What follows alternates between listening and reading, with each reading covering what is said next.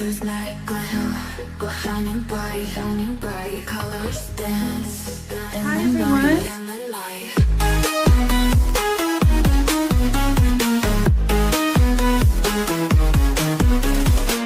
You don't owe them a thing, it's not up for debate. Is that right? Hey, I'm so glad that worked. Yeah, and I have a 3D background. Let me know if you guys like that. And I was able to set the intro to play well before it went live. I have some exciting info to share with you today. So welcome everybody. I wanted to talk a little bit more about Riley Nowlin, because she's using old information that she wants to present to the jury, which is very misleading, and I want to get that out there. I guess what I will start with is what I did is I asked certain questions to ChatGPT about what she had put in her reply to the motion in limine about the terms touch and contact. Is it this one here? Let me see if I can share my screen. For me, this is just so exciting. Like, I am just like looking at all this stuff and I'm like, wow, this is so cool. Okay. So here we have the state's response to reference the touch and contact DNA. And then specifically, it says down here that she is not going to use the term trace because that's not what was detected.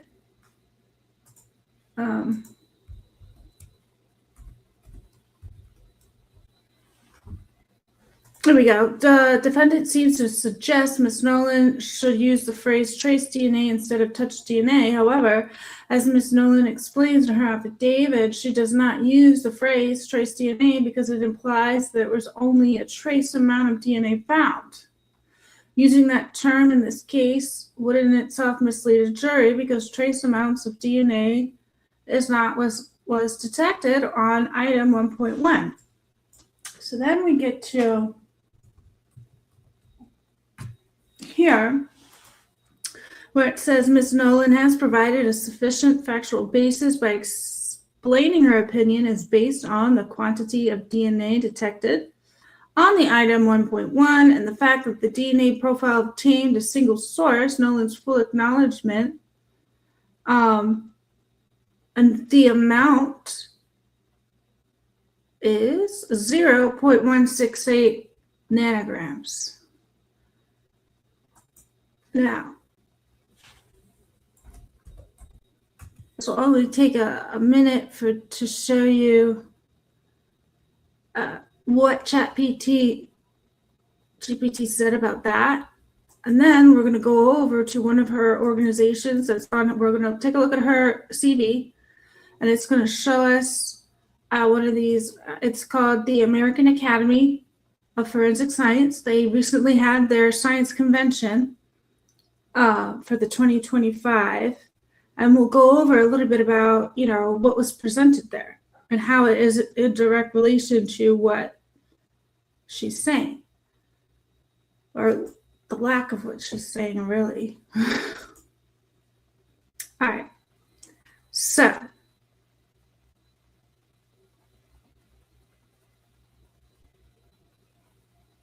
it's right here. All right. I want to pause it so I can just quickly read down what this says, because this is really important.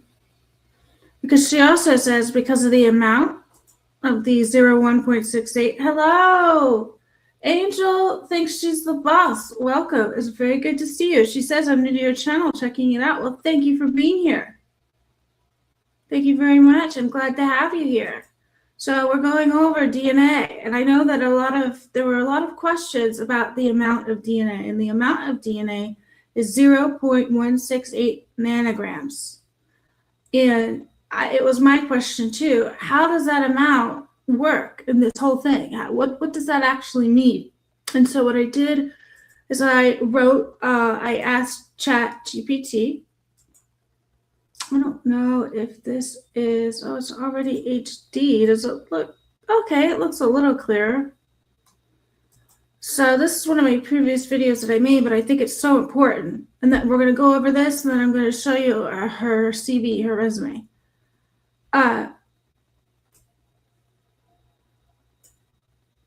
Okay, so I asked ChatGPT, is a DNA sample of 0.168 nanograms a strong sample for direct transfer?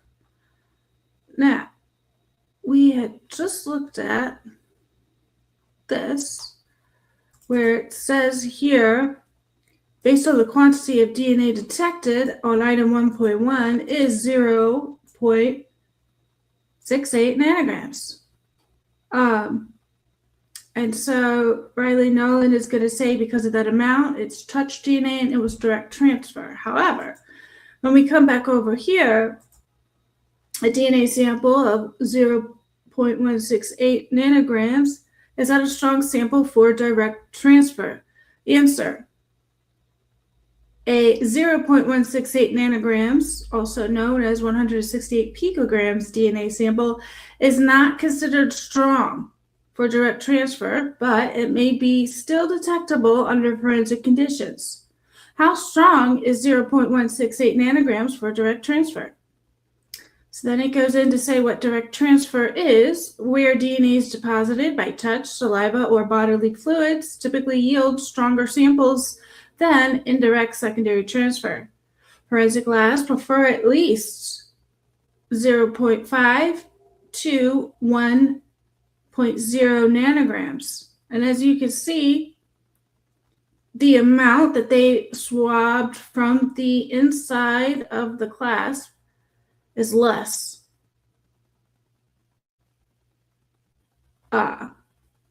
So that this was not optimal for DNA profiling. It goes on to say the 0.168 nanograms is considered low template DNA, which is abbreviated LT DNA, meaning it will be harder to analyze and more prone to dropouts or contamination. Okay, and it goes on.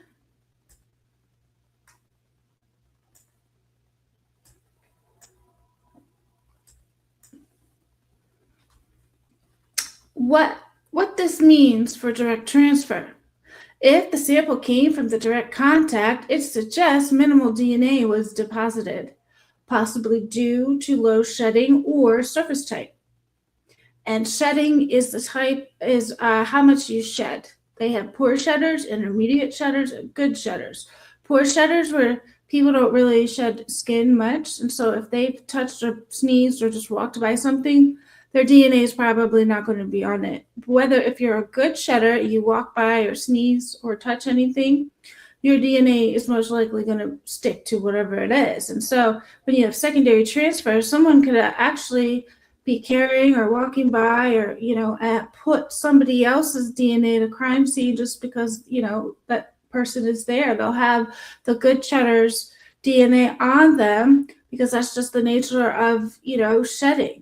The more you shed, the more your DNA is going to get everywhere. So then it says here, and the surface type also matters because as we know on brass, DNA doesn't last as long as if it was like a fabric. If the sample resulted from secondary transfer, it raises questions about direct movement, DNA moving between objects or people without direct touch. So in conclusion of this question, a 0.168 nanogram sample is weak for direct transfer, but impossible. While it may support a direct transfer claim, it is also within range where secondary or indirect transfer is a consideration. So for Riley Nowlin to get up there and say, this is my opinion that it was direct because the amount, that doesn't make sense because it's below the optimal amount. So the next question I asked is, does the term touch DNA primarily describe the amount of DNA? And so this is another reason why Riley wants to call it touch. The answer, no, the term touch DNA does not primarily describe the amount of DNA, rather it refers to how the DNA was deposited, specifically through skin cells left behind when a person touches an object. They don't necessarily have to touch it, they can walk by or sneeze as well. Key points about touch DNA. Method of transfer, not just quantity. Touch DNA refers to shed epithelial skin cells left by contact. The amount of DNA recovered can vary widely, but is often in low quantities. For example, low template DNA and trace DNA. And with the previous question when I asked if the 0.168 was a good sample for direct transfer, the answer was it's below the standard for that, and it is considered low template. And it is of low quality. So then it says here, number 2, quantity can vary. While touch DNA is often small in quantity, typically less than 1 nanogram. That's what we have here. That's the source sample. It isn't defined strictly by the amount. Some people shed more than others. And we just talked a little bit about poor shedders and good shedders.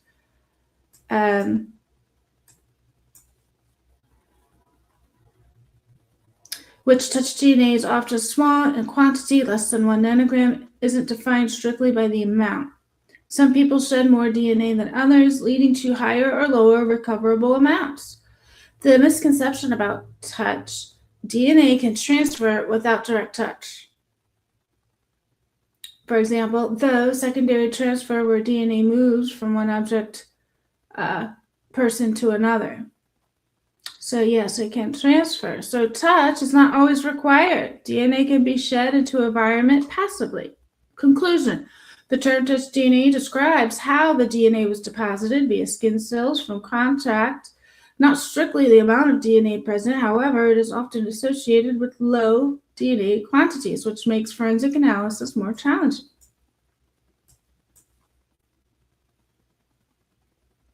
And even though we have this answer before, but is 0.168 nanograms considered low template? Yes. And it generally refers to DNA amounts below 0.5 nanograms. That would be 500 picograms. Though some definitions use a threshold of 0.1 nanograms, 100 picograms or less. And so we're close to that 100.1. We're close to that as well.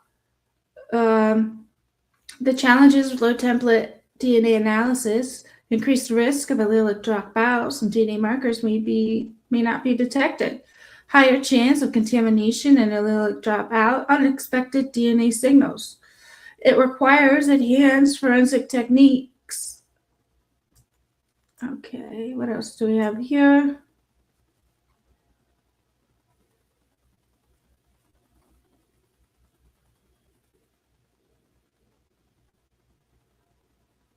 So then it says in conclusion, yes, 0.166 nanograms is considered low template DNA, and forensics labs must use specialized methods to analyze it reliably.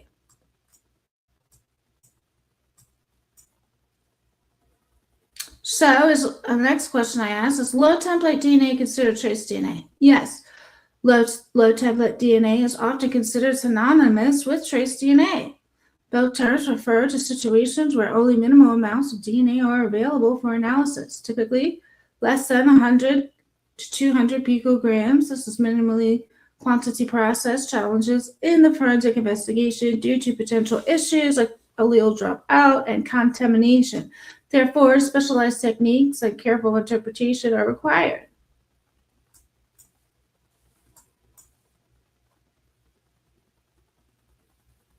And so we've answered this already, but the 1.68 is also equal to 168 picograms, and that is also considered trace DNA, and it's because it's less than 100 to 200 picograms.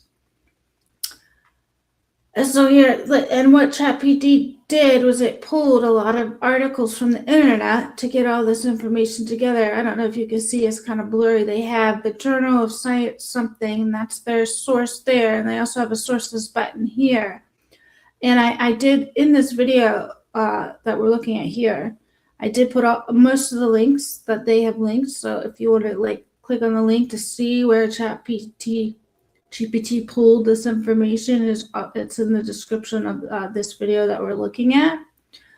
And so when the state says that the defendant suggests that Ms. Nowlin should use the phrase trace DNA, well, we already determined that, yeah, because of the amount, it should be called trace DNA.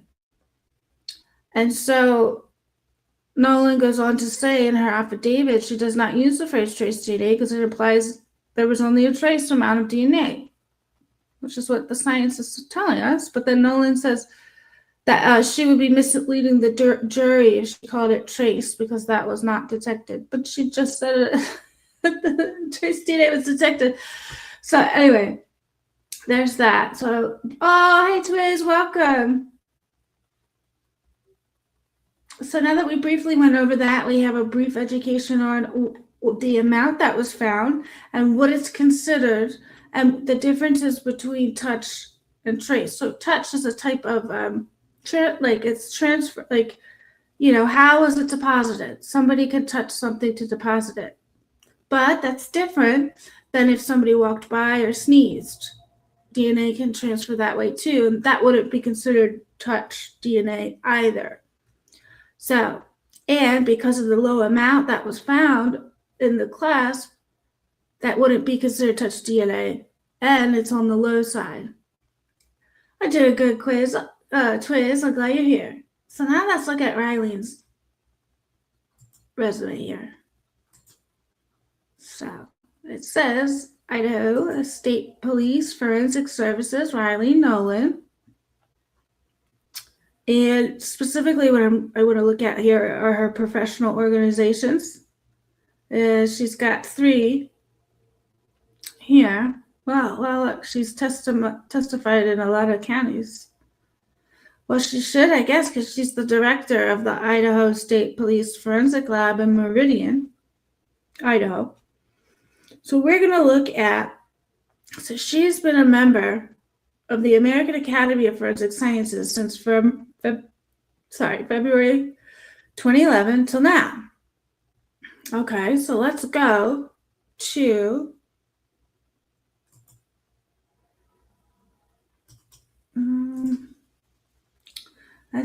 the American Academy of Forensic Sciences. Here's their webpage. And it says promoting justice for all and integrity through forensic science.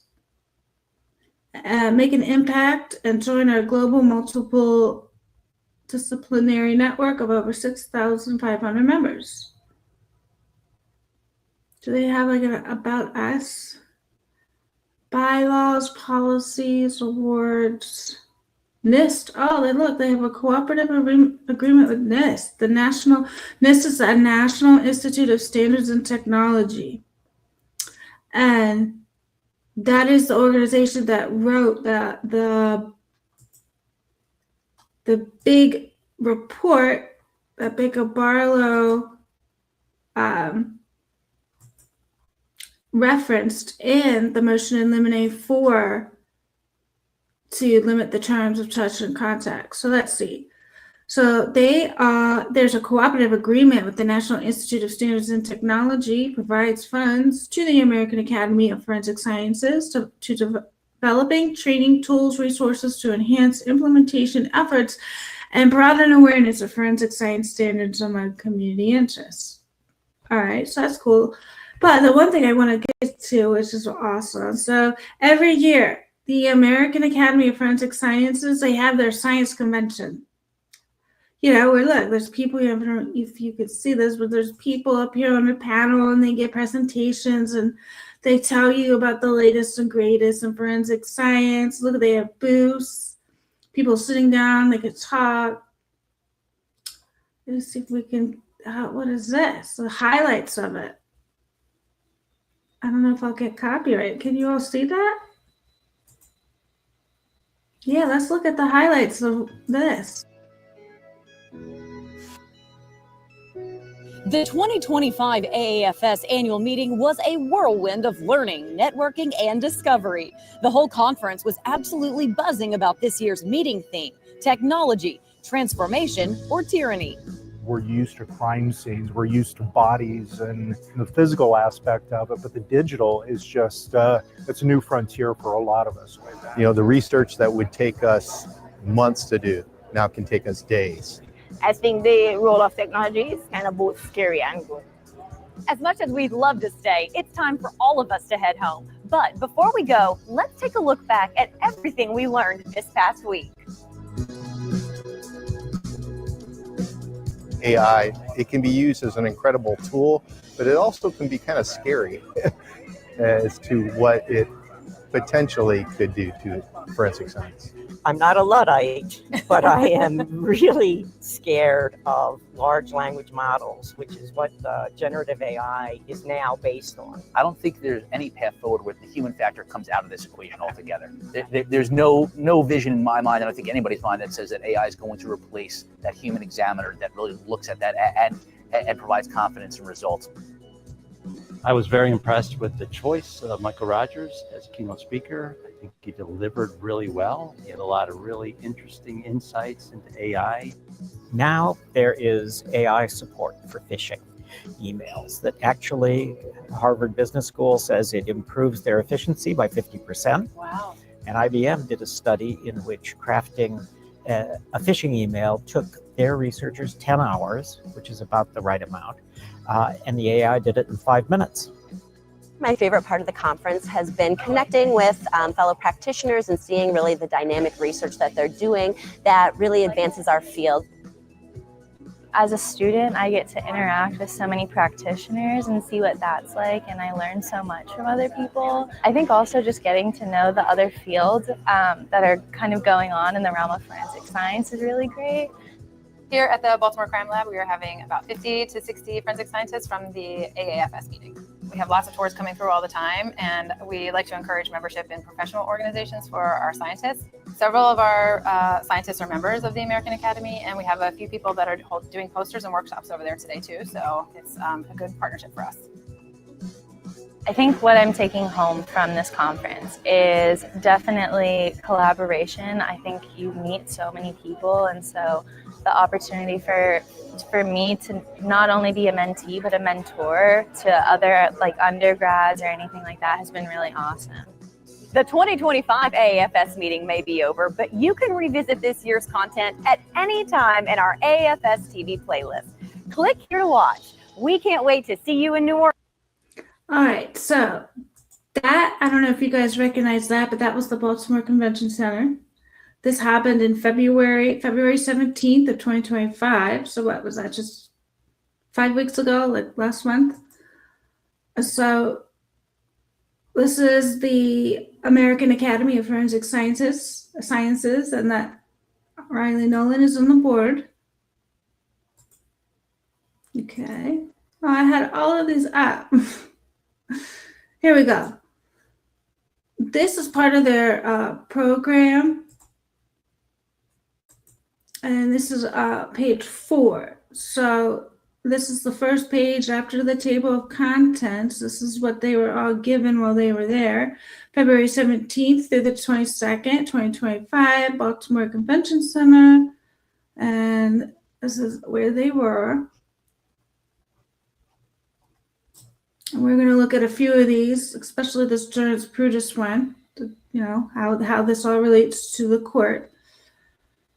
And so this says standards around the world. How is the world of its standards influencing the futures of forensics?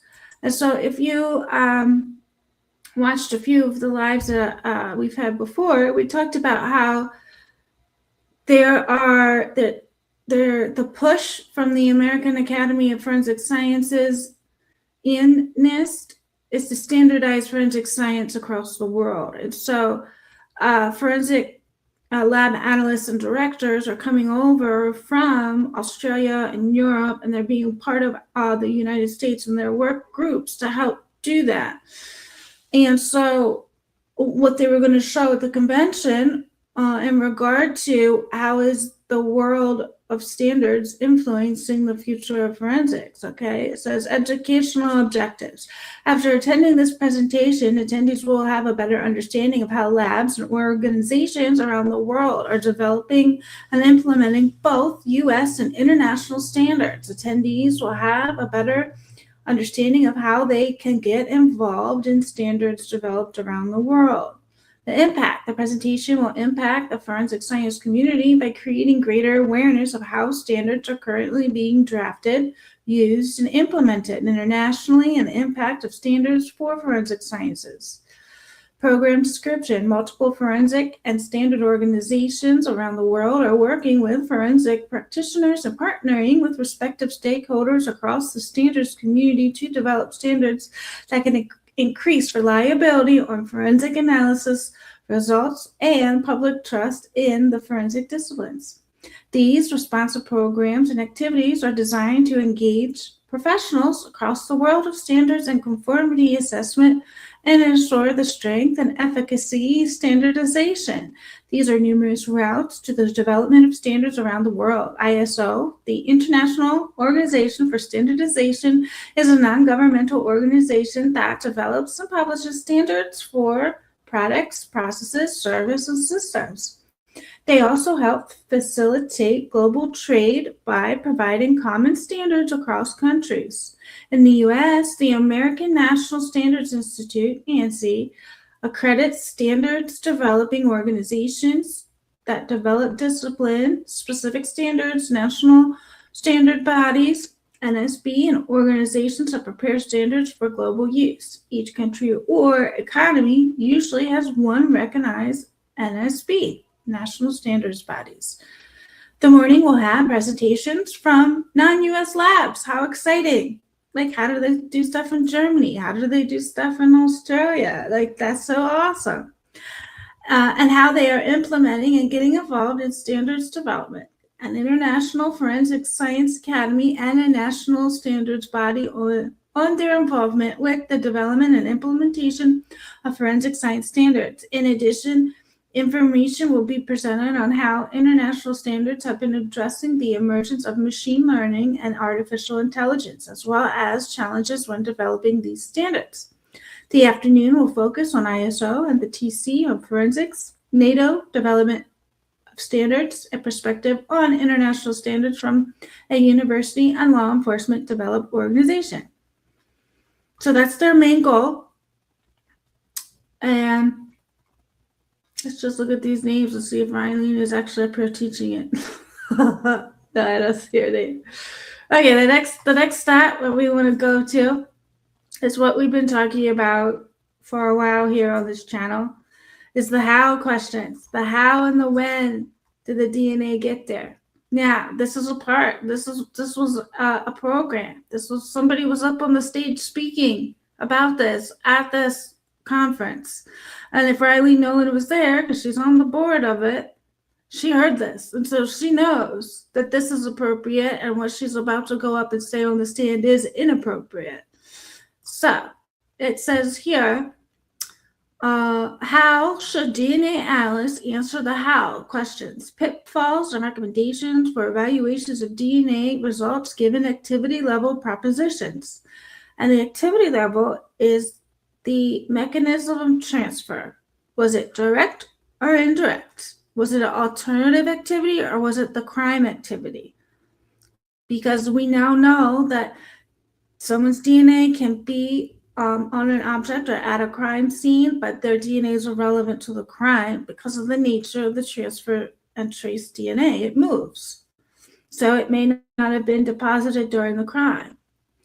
So at this one, it says the learning objectives. After attending the presentation, attendees will learn about risks, pitfalls, and a potential path forward for evaluations of DNA results given activity level propositions in the United States. Now, Australia and Europe, they've already started to limit the use of IgG, transfer DNA, and expert testimony on activity level.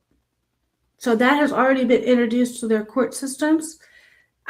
I don't know if it's been introduced to our court systems yet. It's in its infancy. Like, this is a really exciting science convention because this may be the first time that we are collaborating with the rest of the world to implement some of their standards. And some of their standards is this activity level, and, directly because of the nature of the transfer DNA.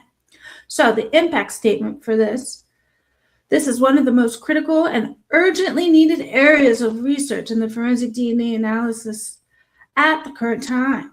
The presentation will assist lawyers and scientists alike in understanding the risks and potential path forward for answering how and when questions regarding forensic DNA analysis. Abstract text. In a recent Texas murder trial, styled State of Texas v. Caitlin Armstrong, the state presented results from DNA testing of swabs taken from the victim's bicycle near the crime scene. To raise doubt about the probative value of this evidence given the case facts, the defense called an expert to opine that it was possible the DNA was transferred to a bicycle, even though, hold on guys, okay. Even though the defendant never touched it.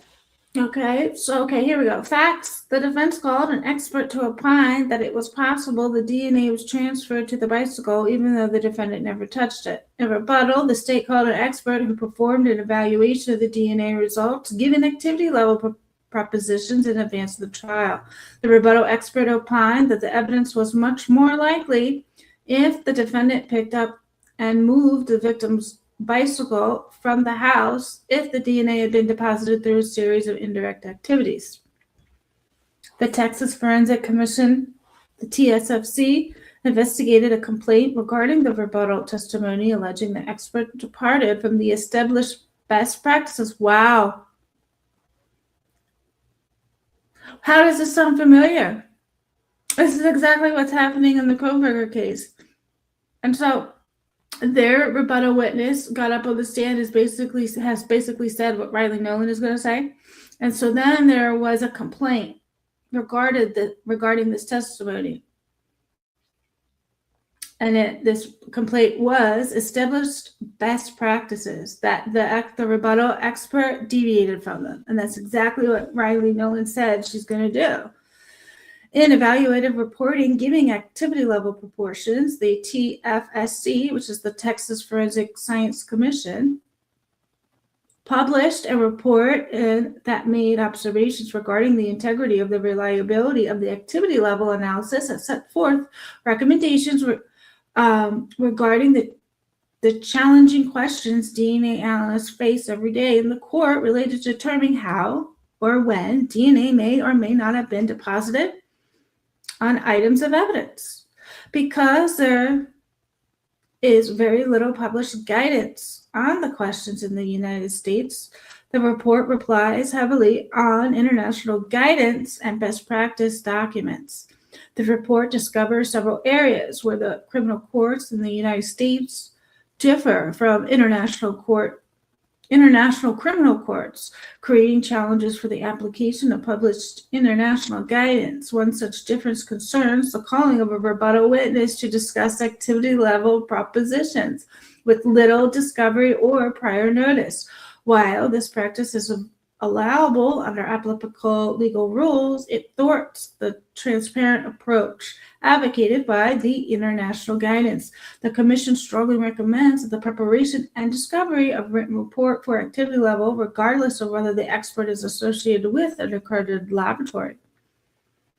The report also discusses areas that should be addressed by the expert when formulating the mutually exclusive activity proportions. The expert should use well-formulated propositions, assesses the suitability of research on the proposition in questions and provide details regarding the connection between the data in reference studies and the opinion offered traceability. There are several unanswered issues on the questions that should be addressed if the United States decides to move forward with the formal activity level evaluations in determining whether a numerical likelihood ratio should be required instead of a notional qualitative expression. What training and experience analysts would need to correctly perform such evaluations, of what quality assurance and accreditation measures need to be in place. The report details numerous recommendations at both state and national level. These recommendations warn that additional research guidance is needed, and method developed and validations are critical. While this work is underway, experts should not give opinions on what is the most likely way of transfer. Proposed language is provided to assist practitioners in fielding how and why questions will be discussed. Isn't that amazing? This is at the big science convention from our American Academy of Forensic Sciences. Like, this is it. This is like the biggest science convention in the nation. And we've invited people around the world to help us to standardize what we're doing. And as we can see over here, Riley Nowlin is a professional. She's the American Academy of Forensic Sciences. She's on here. And so the latest and greatest convention. Hi, Preston B. Welcome. They're saying don't do what you're going to do. All right. Where were we? Here we go. This is the big report that Baker Barlow, we actually read some of that before Baker Barlow referenced it in the defense's motion in limine regarding the trace, or the words touch and contact in regard to DNA. And so at this conference, somebody was on stage with a microphone and they talked about this big report. The big report, they started to do it in 2020 and it was released in May of 2024. It is the latest and greatest. It has everything in there from the human factors and interpreting DNA in a systems approach. And so we'll read a little bit about this, about what kind of presentation did they put on there? And if Riley Nowlin was there, she watched this. Implementation recommendations from the NIST, National Institute of Justice Expert Working Group on Human Factors in Forensic DNA Interpretation Report. Learning overview. In this workshop, we will guide participants through the process undertaken by the National Institute of Standards and Technology, which is NIST, the National Institute of Justice, which is the NIJ, Expert Working Group, EWG, on Human Factors in Forensic DNA Interpretation. We will highlight the key findings and controversial topics and present the final recommendations from the report published in May of 2024. This workshop will focus on providing examples of how forensic science service providers are already implementing these recommendations in their practice. Okay, that's good information right there, that the forensic service providers are labs and police officers, law enforcement. And they're already starting to do this. So Riley Nowlin says, well, not everybody agrees that, you shouldn't get up there and opine about the mechanism of transfer, whether it was indirect or direct. But they've already started to do it. They're already doing it. Okay.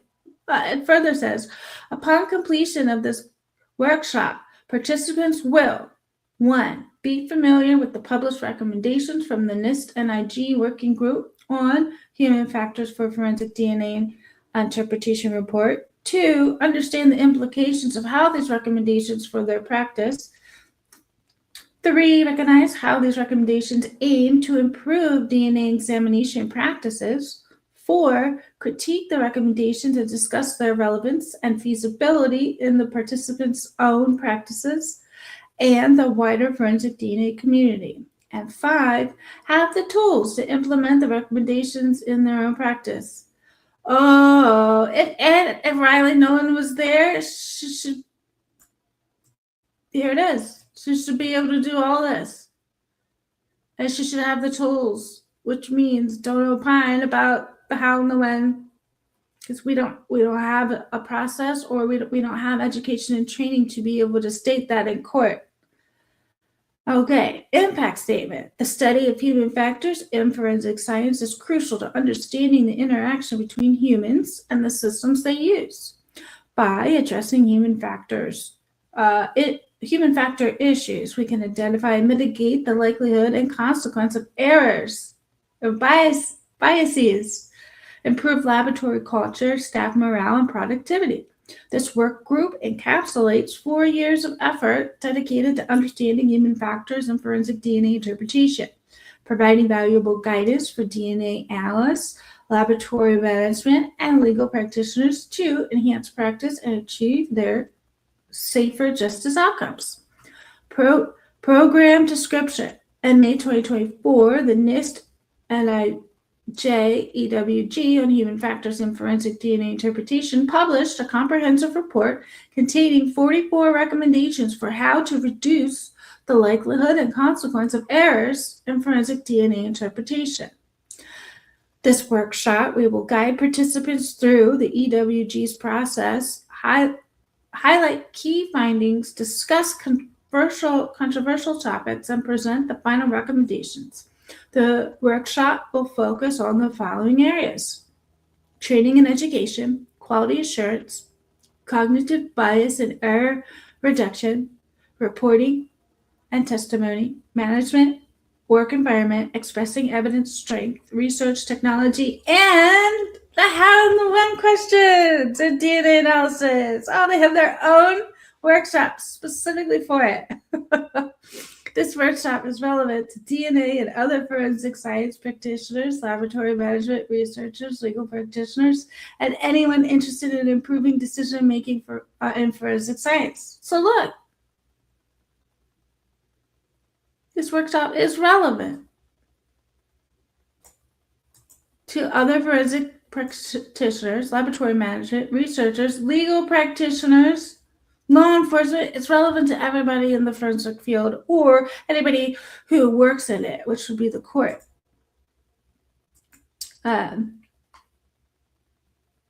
We will use, and anyone interested in improving decision-making in forensic science. So basically, when Riley Nowlin gets up on the stand and she's in direct opposition of this, she is not going to be improving her decision-making. She's going to take a step backwards. Participants will be expected to actively engage with the material and provide feedback on relevance and feasibility of implementing the recommendations in their practice. Oh, I want to know if Riley Nowlin went to this. That would look so bad. The workshop is relevant. All right, where did we go? We will use an interactive approach to help participants develop a plan to implement any recommendations that will provide value in their practice. Join us for the comprehensive session that aims to enhance our understanding and application of human factors in DNA interpretation. How wild is that? It's absolutely wild. So, all right, let's move on. There's another one here. Wait, did we read this one? No, we didn't. This is it. This is the famous how and why, or how and when. So this is another thing where somebody got up on stage and they're going to talk directly about it. How incredible is this? It says the longest journey starts with a single step. Oh, they know this is going to change the landscape of like everything we've ever known about DNA. And then we know that DNA is like the gold standard, like the backbone of criminal justice. So it's going to change everything in the courtroom too. I mean, this is like one of those things that's just going to like take a village. So they just come out and say it. The longest journey starts with a single step. Yeah, this is going to be a really big transition for everybody, but apparently this is already in motion. That we are not going to be able to stop it. I mean, not that I want to. I think this is great. This is actually what I've been wanting for like over 10 years. Okay, so it says, the longest journey starts with a single step, evaluating biological results given activity level propositions, the problem, the theory, the solution, and strategies for implementation. Okay, learning overview. After attending this workshop, attendees will have a better appreciation of how to evaluate DNA results given activity level propositions. They will practice how to correctly formulate activity level propositions, assign likelihood ratios for biological results given activity level propositions, apply the case assessment and interpretation CAI framework, and see how to use probabilistic model, for example, the Bayesian network. With this knowledge, attendees will be able to start to better address hypothetical questions commonly asked in court by recognizing poorly worded questions and providing scientifically correct answers to these questions. Now, that NIST that we just read about it, the May 2024 report from the National Institute of Justice and NIST, they have a chart there that has a list of proposed questions that lab analysts might be asked in court and how they should answer. So we'll look at that after we read the last few things on this workshop here. So it says, with this knowledge, attendees will be able to start to better address hypothetical questions commonly asked in court by recognizing poorly worded questions and providing scientifically correct answers to these questions. Impact statement. This presentation will impact the forensic science community by providing guidance on how to answer activity level questions on biological results in a way that is useful to the court based on sound logical framework and following international guidelines. This is awesome.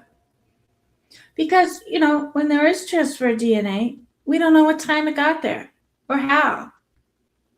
And I know that the common misconception is, oh, your DNA was found at a crime scene, so you probably did it.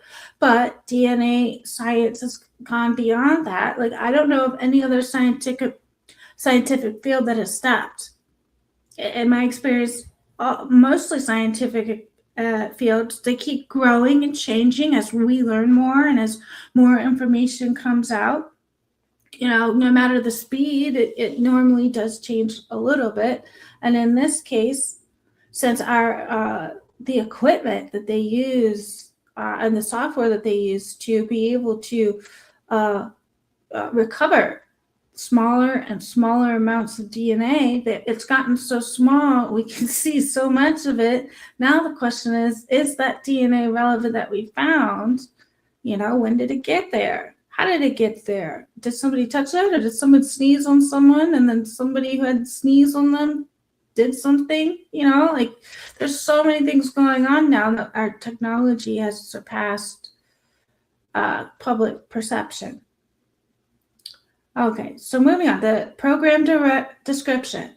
It is clear that the court is interested in the how the DNA got there questions. However, answering hypothetical activity level questions with "it's possible" is not scientifically justifiable, useful, nor recommended practice. Oh, let me read that again. That's such a beautiful statement. This is going right out to Riley Nowlin. It is clear that the court is interested in the how the DNA got there questions. However, answering hypothetical activity level questions with "it's possible" is not a scientifically justifiable, useful, nor recommended practice. The refusal answer of "I can't answer" questions related to how the DNA got there is perhaps even more problematic. This workshop will engage participants in how to prepare and answer activity level questions with answers that, 1, are not misleading and therefore minimizing the risk of a wrongful conviction, 2, are based on a sound logical framework, and 3, follow international guidelines. A combination of lectures, demonstrations, and hands-on group activities will be used to show how DNA results may be evaluated with regard to activity level propositions, as well as how to communicate this information. This workshop will cover case assessment and interpretation, existing guidelines, probabilities, likelihood ratio, equations given the activity level propositions, so Bayesian networks, and sensitivity analyses. In addition, this workshop will focus on how to assign probabilities and likelihood ratios using scientific peer-reviewed publications.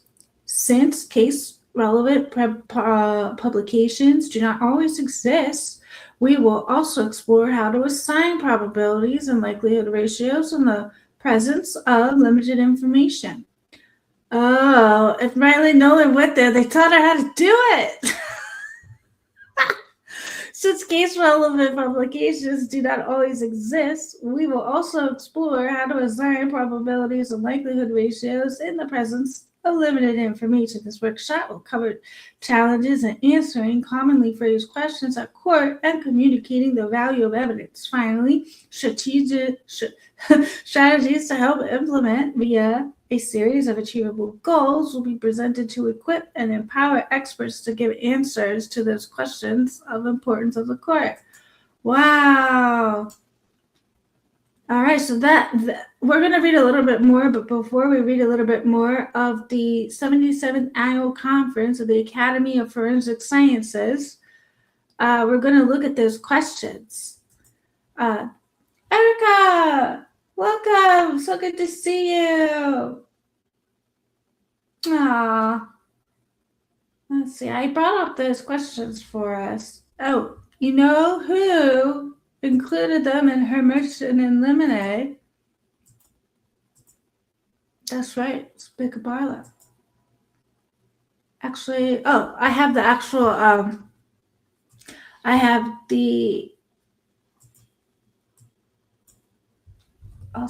show you what I have up here.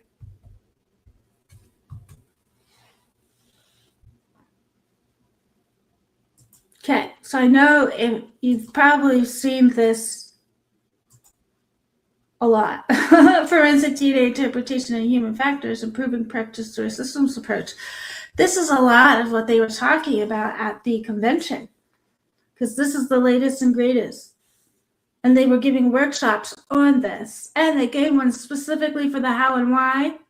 And I'm sure that they went over this table that I'm about to show you. I think they did, like one of the workshops said they did go over it. All right, there it is.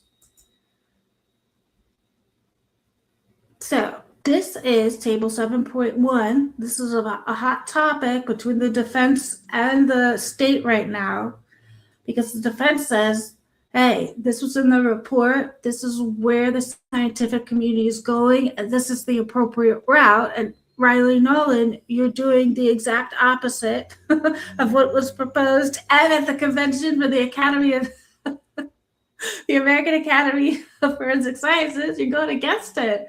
And Riley Nowlin's reply is like, nah, I can still do it.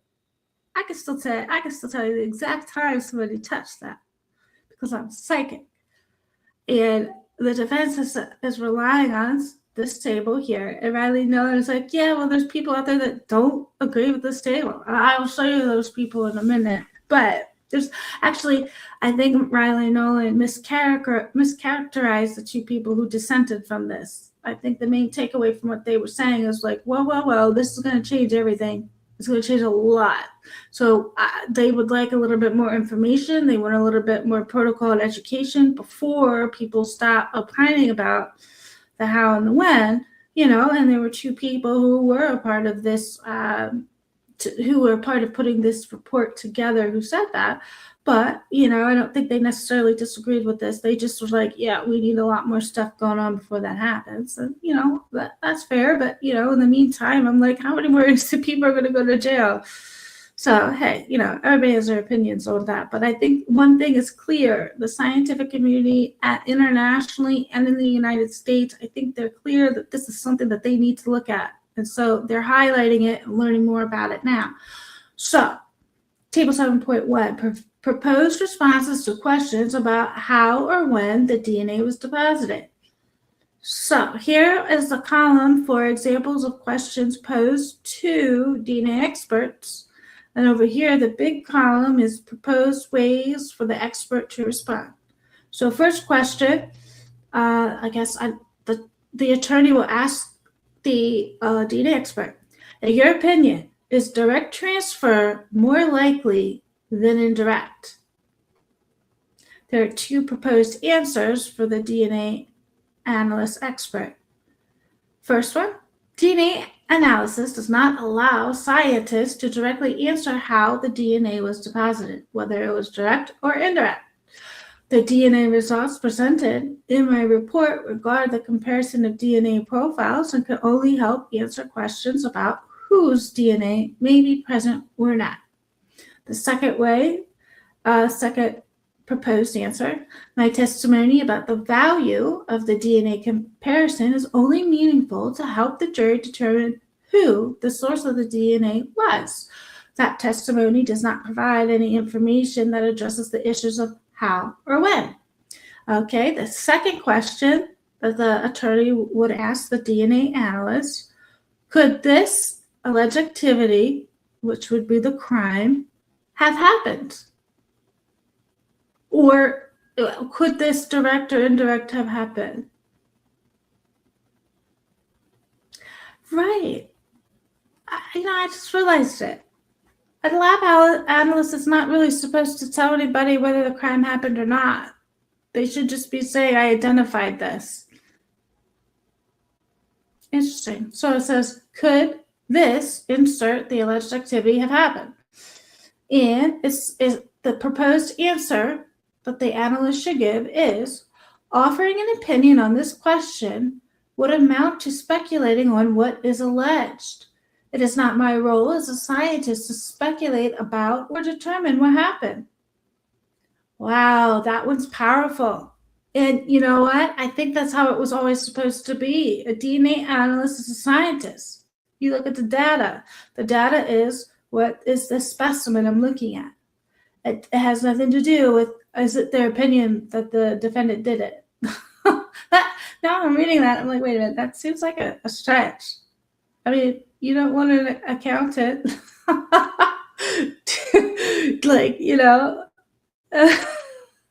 doing somebody else's work. Do you really want an accountant I don't know, working on a car? I don't know. Do you want an accountant teaching English? I don't know. I feel like there's so many jokes that could be made about that. Okay, next question. Is it possible that DNA was deposited when the person of interest engaged in the activity at the scene prior or after the alleged event? Proposed answers. Oh, this one has three proposed answers. First one. It is not my role to discuss the possibility of the alleged event or any other event. My expertise is based upon DNA profile comparisons, which can only assist in helping you answer questions about whose DNA is present or not.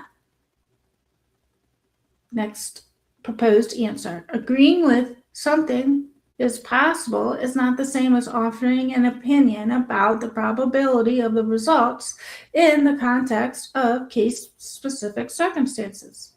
The next proposed answer is, discussing whether something is possible does not help me convey the significance of the results in the context of this case. For example, getting struck by lightning or flipping a coin and getting heads are both possible but have very different probabilities.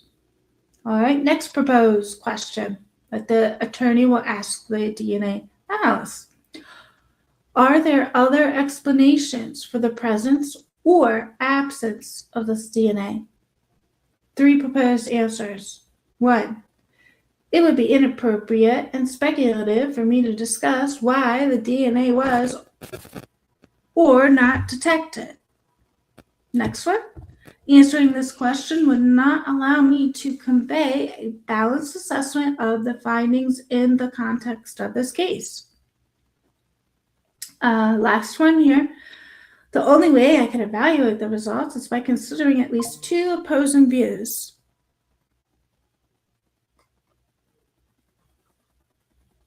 All right.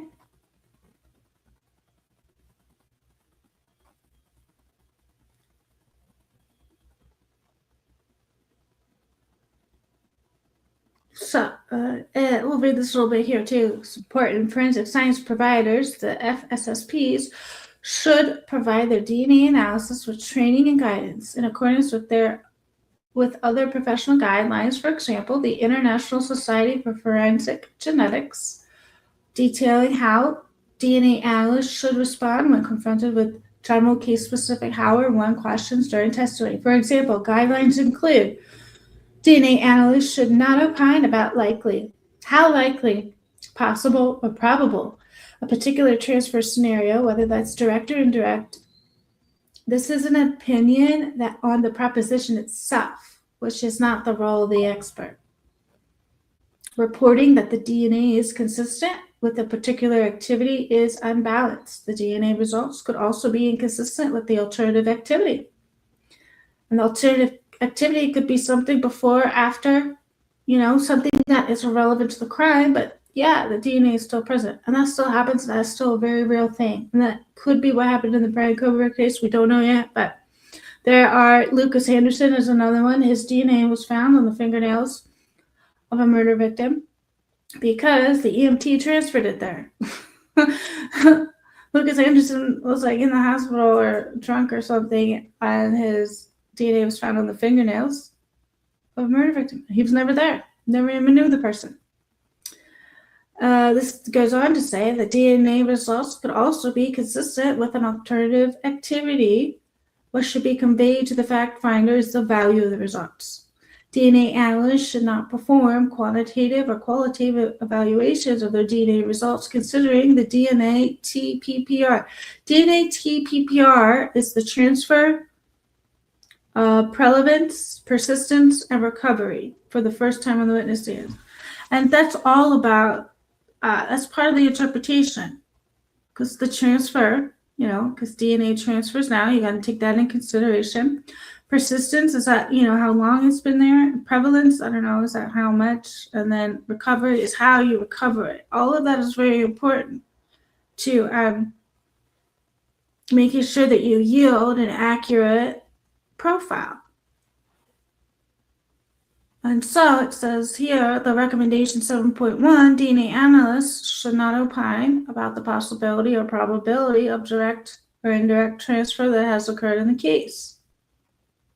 Recommendation 7.2, the evaluation of DNA results given how and when questions is distinct from the evaluation of DNA results given who questions.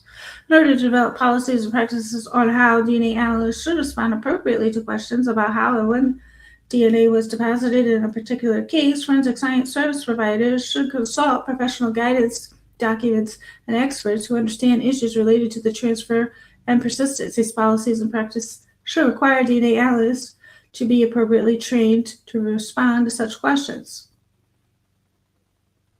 Now, this report came out in May of 2024. The big science convention, which we're going to go back to and read a little bit of the program in just a minute, that was held in Baltimore on February 17th to the 22nd, 2025. So that was after this. And as we learned, because we were reading a little bit ago, that the forensic service providers, law enforcement, the forensic labs, and some of the legal partners who work within the courts, the prosecution and stuff, they've already been implementing this. It's already started. And so Riley brought up the point that these two footnotes, I know we went over this, I think yesterday, day before, but two members, Lynn Garcia and Don Boswell, they don't agree with this. They don't agree with the 7.1, which is that analysts should not opine about the possibility of direct or indirect. That's the how and the when. However, they do acknowledge that analysts are often asked how to respond to the how and when questions in criminal cases, and agree that testimony on this can be misleading or otherwise problematic. So they agree that it can be misleading and problematic. They believe that the broad prohibition of 7.1 puts the proverbial cart before the horse by not first requiring an assessment of the type of outlined and recommendation 7.3. Moreover, they worry that supporting 7.1 would imply the need for analysts to shift to a new paradigm. This is I think what they're worried about here. This is it. And like we were reading here, what was the first step?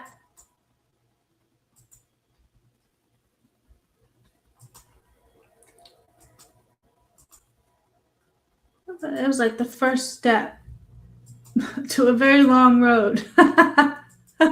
Because it's going to change the entire fabric as we know it. I can't find it now, but I froze it out. I think that's what they're really talking about here. And that's why they're a little hesitant, because even though the scientific community has already started to do it, it's going to have a huge, huge impact.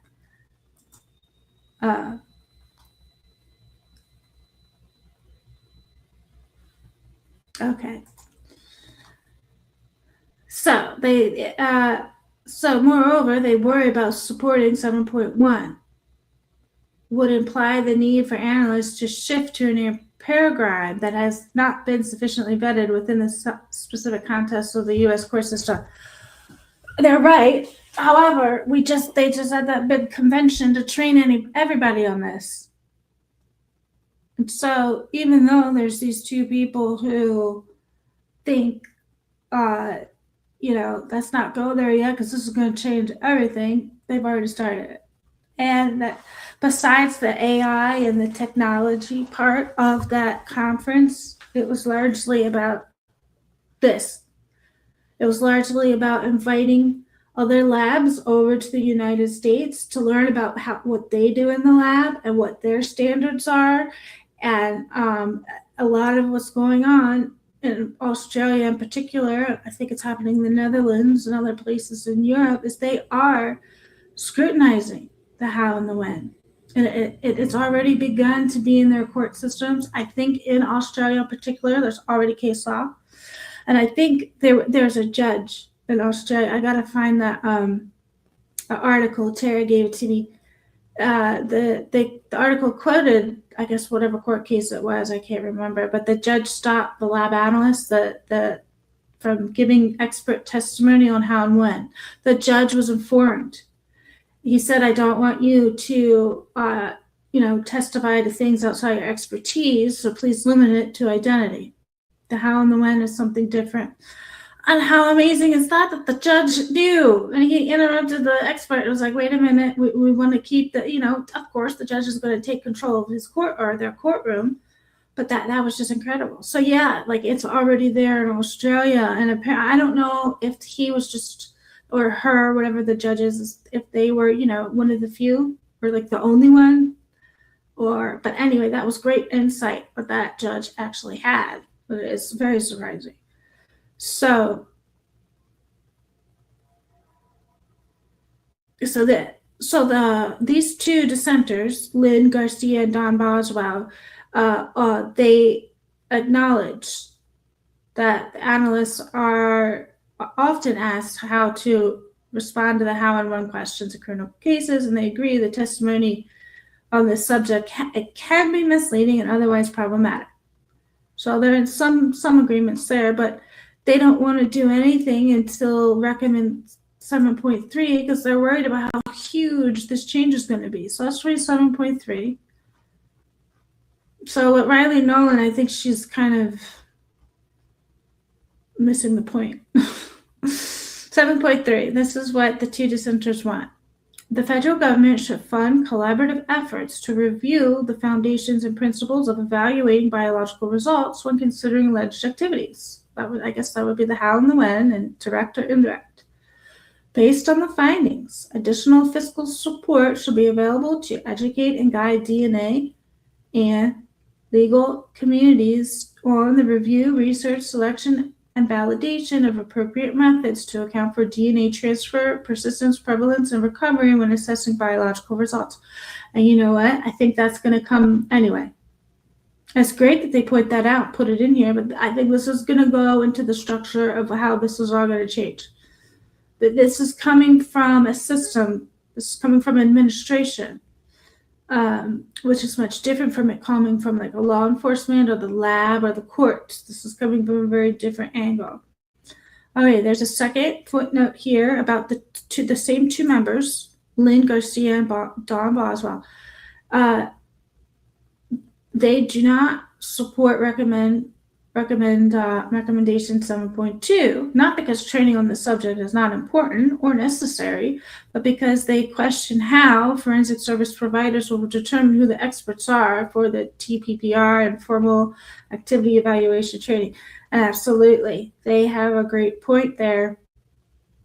It's okay, if you're going to change the entire paradigm, you're going to change basically like a lot of what people are currently relying on when they're educated and trained to be a lab analyst. How are you going to appoint experts? What does that look like? What does this new type of expert look like? And, you know, what is it going to take for the current experts to convert to this type of expert? Very fair questions that they're asking here. As well as what constitutes appropriate professional guidance in the United States. They are also concerned that currently available guidance might not employ the necessary safeguards that typically exist in the quality system of an accredited forensic service provider. For example, the validation, competency, proficiency testing, appropriate discovery, reporting processes, and similar measures. Additionally, as stated to their objection to 7.1, these members believe recommendation 7.2 is premature until recommendation 7.3 is implemented. And we just read 7.3. Now, and out of abundance of caution, the American Academy of Forensic Sciences just had that big convention, and we'll read a little bit more about that. Their recommendation right now is don't opine on it. Don't opine on the how and when, the indirect or direct, until we can get in motion what these two dissenters are talking about. So the scientific community was like, okay, let's just put a hold on that until we can get all of this developed. And it sounds like to me, these two dissenters, quote unquote, that I think they just want more information. They want more structure. They want to be like, hey, this is going to cause a lot of problems. But, you know, I think it's going to happen anyway. So here we go. This is back to the program from the big convention. This one from the American Academy of Forensic Sciences. And this one, this is under the jurisprudence section. It says, bridging the knowledge gap on DNA TPPR, which is transfer, persistence, prevalence, and recovery in the American court system. And for this, it says, learning objectives. Attendees will learn about the current knowledge gap among many criminal justice stakeholders concerning research on transfer, persistence, prevalence, and recovery of DNA, and the urgent need to bridge this gap. We will introduce attendees to an online self-administering quiz designated to educate stakeholders about foundational research concerning the TPPR and encourage honest self-assessments in a non-punitive and non-adversarial atmosphere. This online quiz will reinforce for attendees the more positive aspect of the annual conference's theme this year because it is a tool of transformation rather than tyranny, and it represents a responsible, ethical, and just use of technology. Impact statement. Achieving just outcomes requires attorneys and other stakeholders to responsibly engage in assessing the relevance of DNA collected during criminal investigations. The gaming process will encourage stakeholders to read and absorb the underlying studies and incorporate research findings into assessments of common fact patterns in criminal cases. For example, executions of search warrants in family homes or cars or complex mixtures found on crime victims' clothing. Our online self-administered quiz represents a sensible use of technology to empower all stakeholders to responsibly consider the relevance of DNA evidence. Abstract text. The 2021 DNA Mixture Interpretation, a NIST Scientific Foundation review, the draft report, highlighted the biological reality that DNA can be transferred from one surface or person to another, and this can potentially happen multiple times. Therefore, the DNA present on evidence item may be irrelevant to the crime being investigated. Moreover, the increased sensitivity of DNA testing methods has led to an increase in the risk of prosecutions and wrongful convictions based on the detection of irrelevant DNA during a crime investigation. As noted in Peter Gill's How Misuse of DNA Evidence Has Led to Miscarriages of Justice, preventing these miscarriages of justice is a challenging but essential task of legal practitioners and the forensic DNA community. The current practice in most American courts or forensic laboratories must evolve. The current practice is you must get better. Okay. The International Institute of Standards and Technology, NIST draft report recognizes that statistics assigning weight to source and subsource level associations do not provide information about how or when DNA was transferred, or whether it's relevant to the case. Therefore, using the likelihood ratio as a standalone number without context can be misleading. The draft report also laminates that significant knowledge gaps remain in the body of DNA knowledge on DNA transfer. So right now, the scientific community, the American Academic Forensic Sciences, the Academy of Forensic Sciences, they're aware. And they want to bridge the gap of knowledge. They want to. This is the direction they're going. They want criminal justice stakeholders, that's the prosecution, and law enforcement. They want them to take these mini tests so they know exactly what we're learning about here, that the how and when is difficult, and they want to put a pause on it until they can develop a system for it, a training system. They want to be able to scientifically be able to convey this information. We don't have a scientific basis or empirical data to be able to make those statements yet. And so this is what they're recognizing, and this is what they taught people at the convention. So further, we're reading here, as the 2024 report of the Expert Working Group on Human Factors and Forensic DNA Interpretation makes clear, the factors related to assessing how or when DNA may have been transferred are highly variable and distinct from the factors related to source or subsource assessments. A significant and ever-changing growing body of TPPR research has identified many different variables that may or may not be knowledgeable in a criminal investigation. We know that it's the education for this is just not there.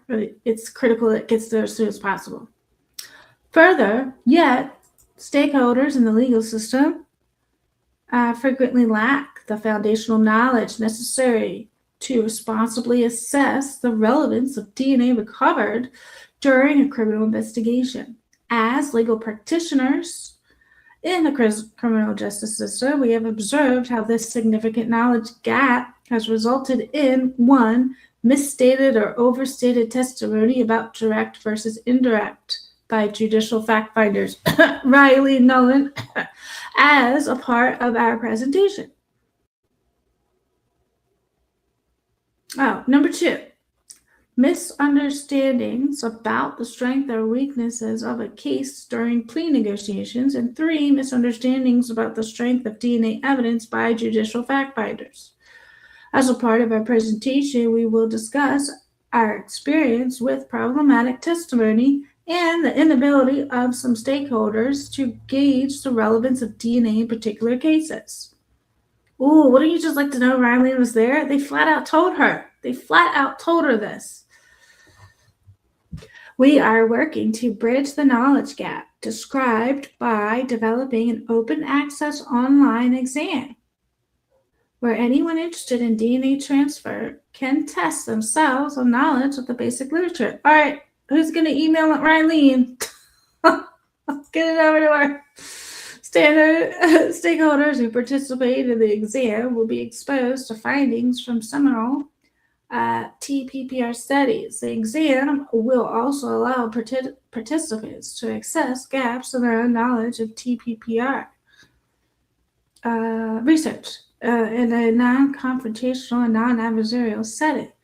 Considering the recent success of online quizzing in the news industry, we foresee the exposure to TPPR research in an environment allowing for private self-assessments will improve the ability of stakeholders and the legal and forensic DNA communities responsibly assesses the relevance of DNA recovered during criminal investigation. How about that? Let me go back to chat, see what you guys think about this.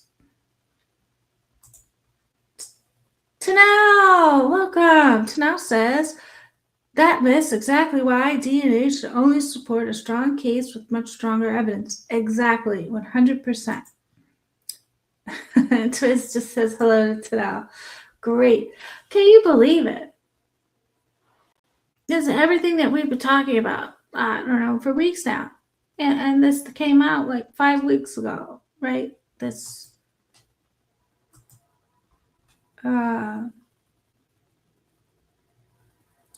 it's just incredible that they do want to bridge the gap. So let's go back here. Here's Riley Nowlin's CV. Look, she's got the American forensics. I wonder if she was present, because if she was taught.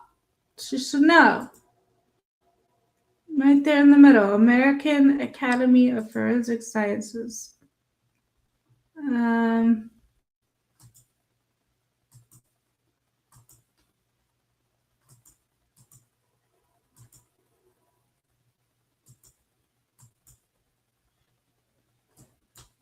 Okay. So it was their 77th annual scientific conference. How exciting. And we already watched that video about it. Everybody's really excited about the AI machine learning, which is also exciting. However, it probably gets lost because that's the headliner. It's exciting, but it's also equally exciting that they are addressing the how and the when, DNA transfer, and they're inviting people from other labs all over the world to start standardizing forensic science, which is absolutely incredible. What an incredible thing to have all those minds in one place, and they're from all over the world. Oh, let's look at photos. Paul Dudley photography. Oh no, I don't want to look at that. All right.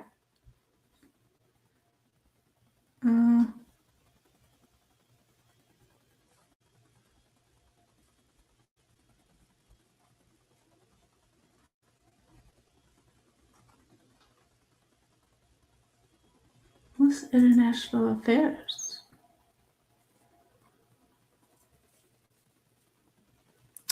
Oh, this is just like a lot of people that were there. Okay.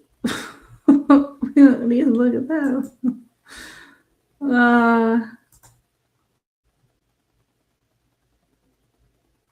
Oh, you know what else I thought was pretty cool?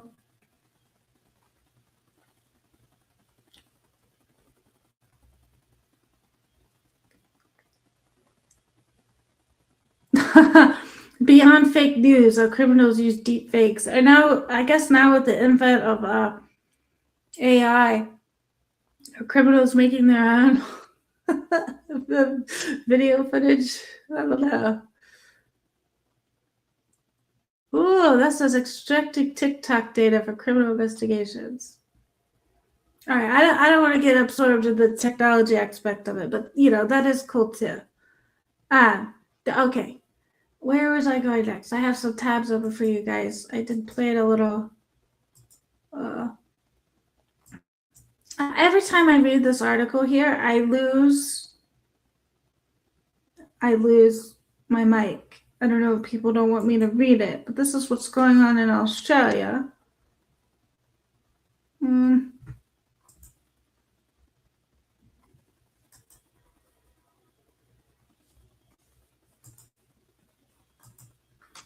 Oops. I always do that. Hold on, I gotta bring it back up. So,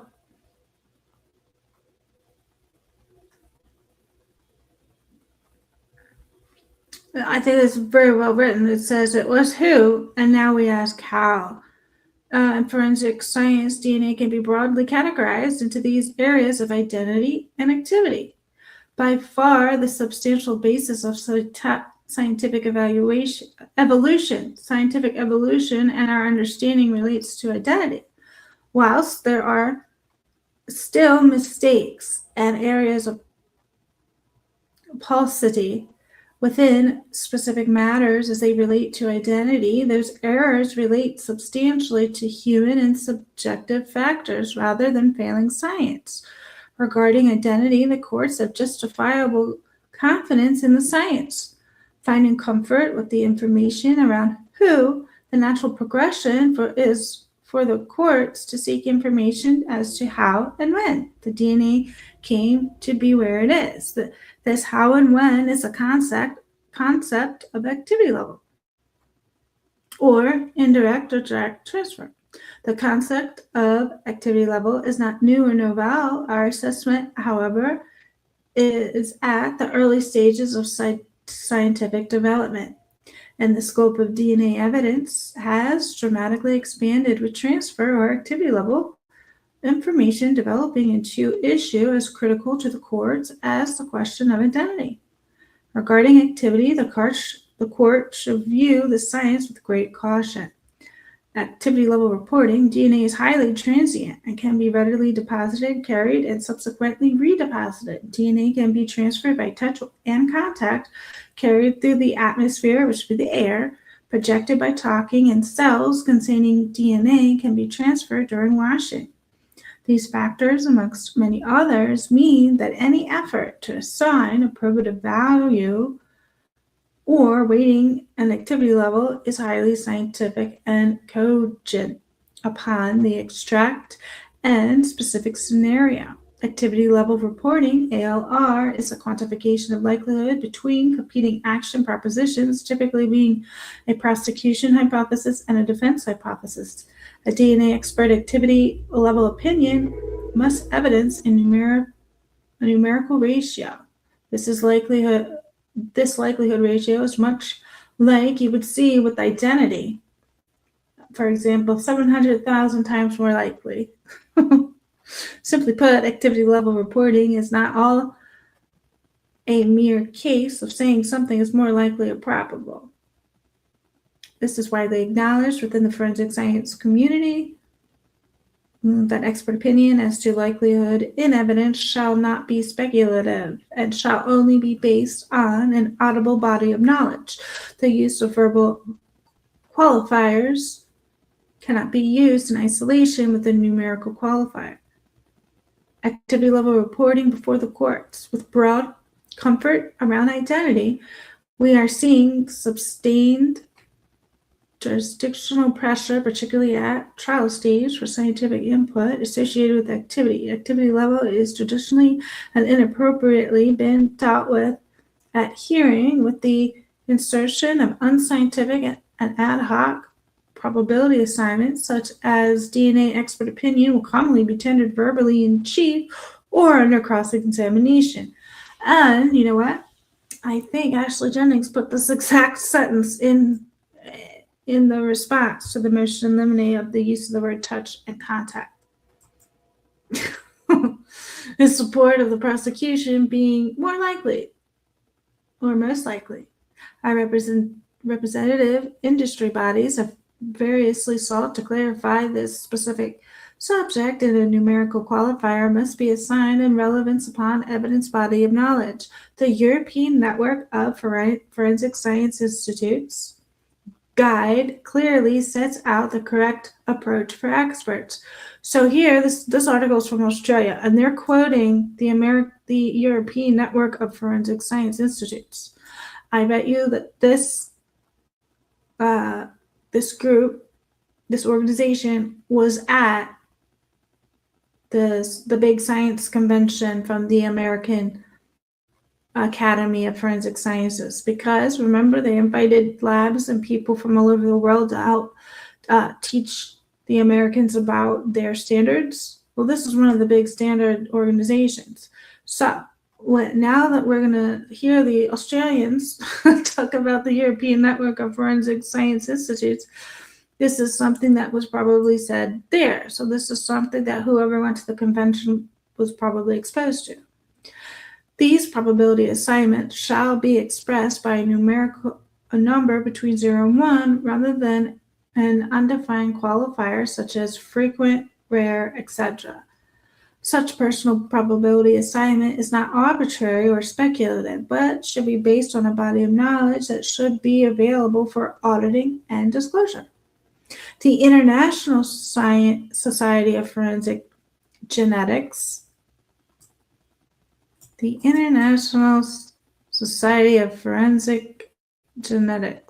guideline also provides conclusivity on the matter.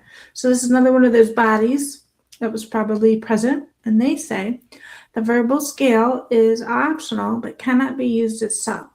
If it is used, then the numeric equivalents must also be available provided in practice. One would provide first one's likelihood ratio, and then the verbal equivalent is applied afterwards.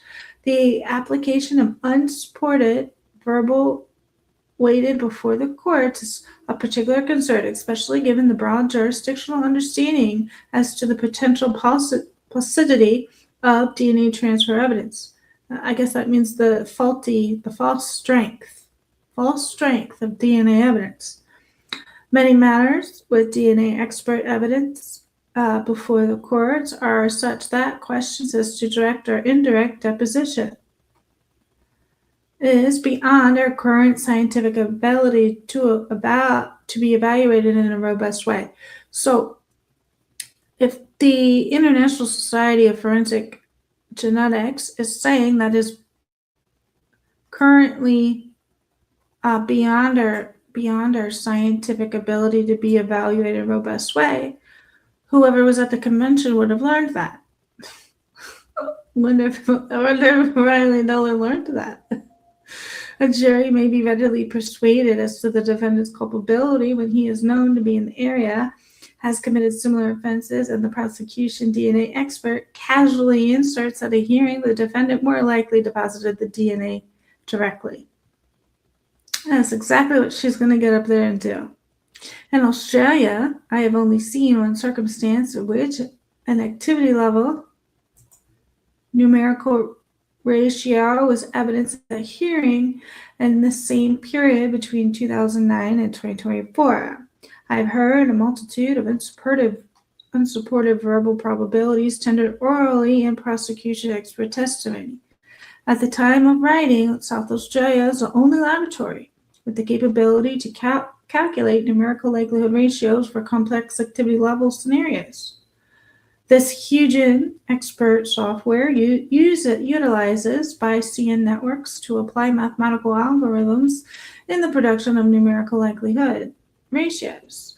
This process requires that the analysts make extensive subjective determinations, including a selection of robust data for calculation by software. South Australia began utilizing this methodology in 2022. As to comparable methodologies, the reader may be familiar with this software application to Bayesian networks is not all analogous to the development or utilization of STARMIX, the process of the complex activity level numerical evaluation in its scientific infancy. Yeah. Weathered et al. Stated in 2020, it is submitted that the ranking of DNA transfer scenarios currently lacks robust scientific validation. If the central question of the case is how did the DNA get there, then the courts need to be cautious. Whoa, is this not the Koberger case or what? So, notes for legal practitioners 2024. Activity level is the next frontier of DNA expert evidence before the criminal justice system. Standalone verbal weightings at activity level are contrary to guidance, lack probative value, and should be rejected. We expect to see increased occurrences of complex activity level reporting using Bayesian networks before the courts. The justice system and practitioners will need to be provided an understanding and principles which in itself is complicated by the reality that the process currently lacks robust scientific validation. Right. All right.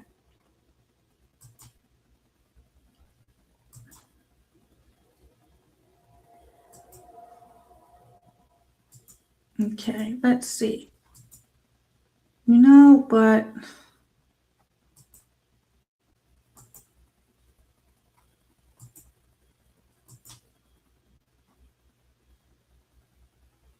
okay. I think the next thing to show, well, I showed that.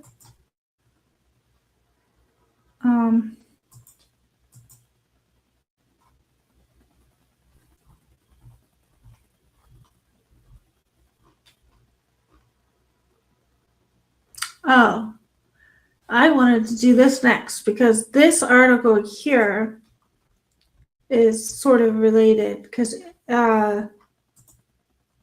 this is called Strategic Management in Healthcare, a call for long-term systems thinking in an uncertain system.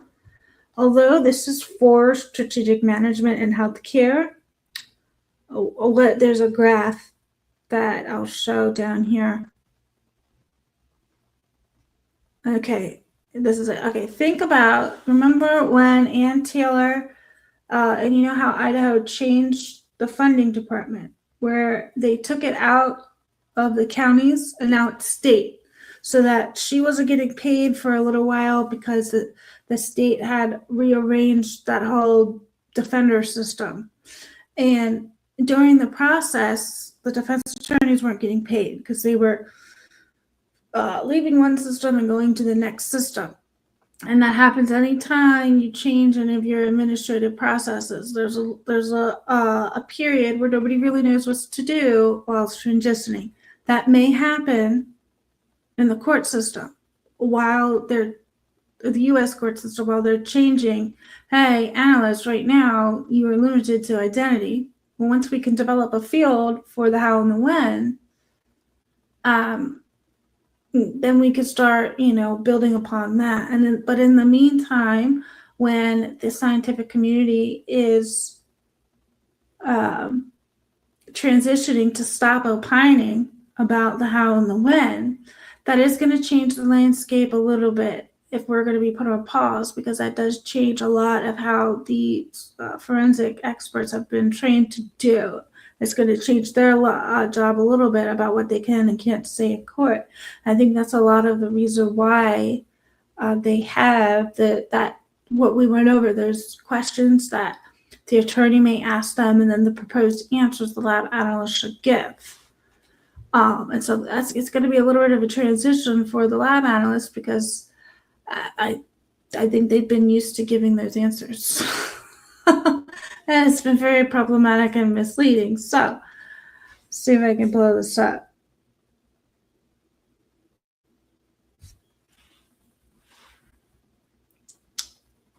Well, before I get to that one, there you go.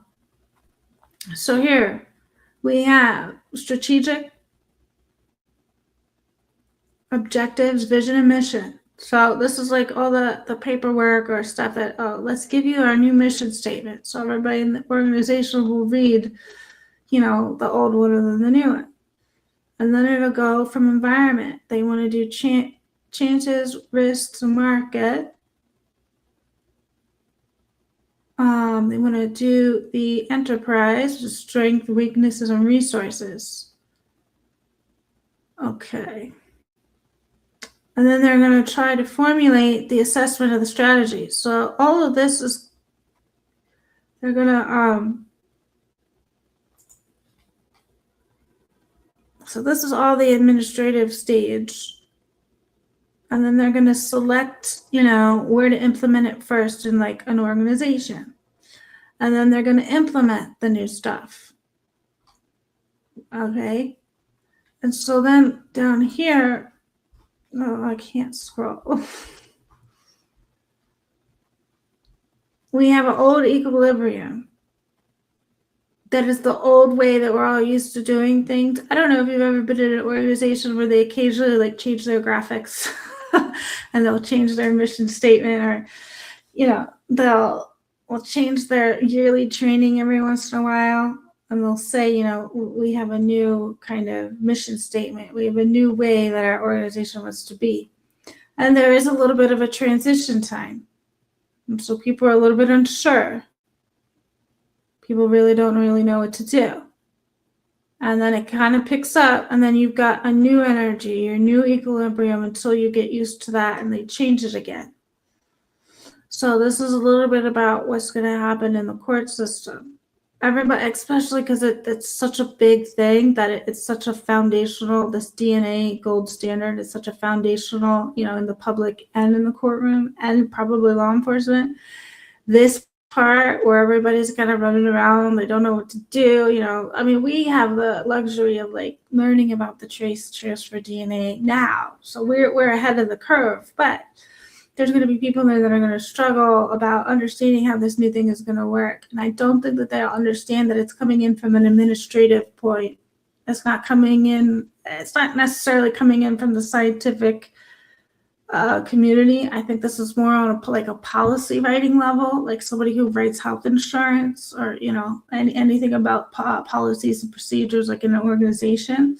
And that, I think that's going to be the center of this new web, this new tree that we have, and it's going to try to pull together law enforcement, scientific community, and the courts all into one. And they want to streamline that so they have all similar policies and procedures. So this old equilibrium is going to be very hard to move away from, because it's just, you know, I can't even imagine it yet. I mean, I can see like a hurricane. I can see cataclysms coming with this new thing that the scientific community wants to implement. And so it's going to be really hard. And for a lot of people, this is going to be so different.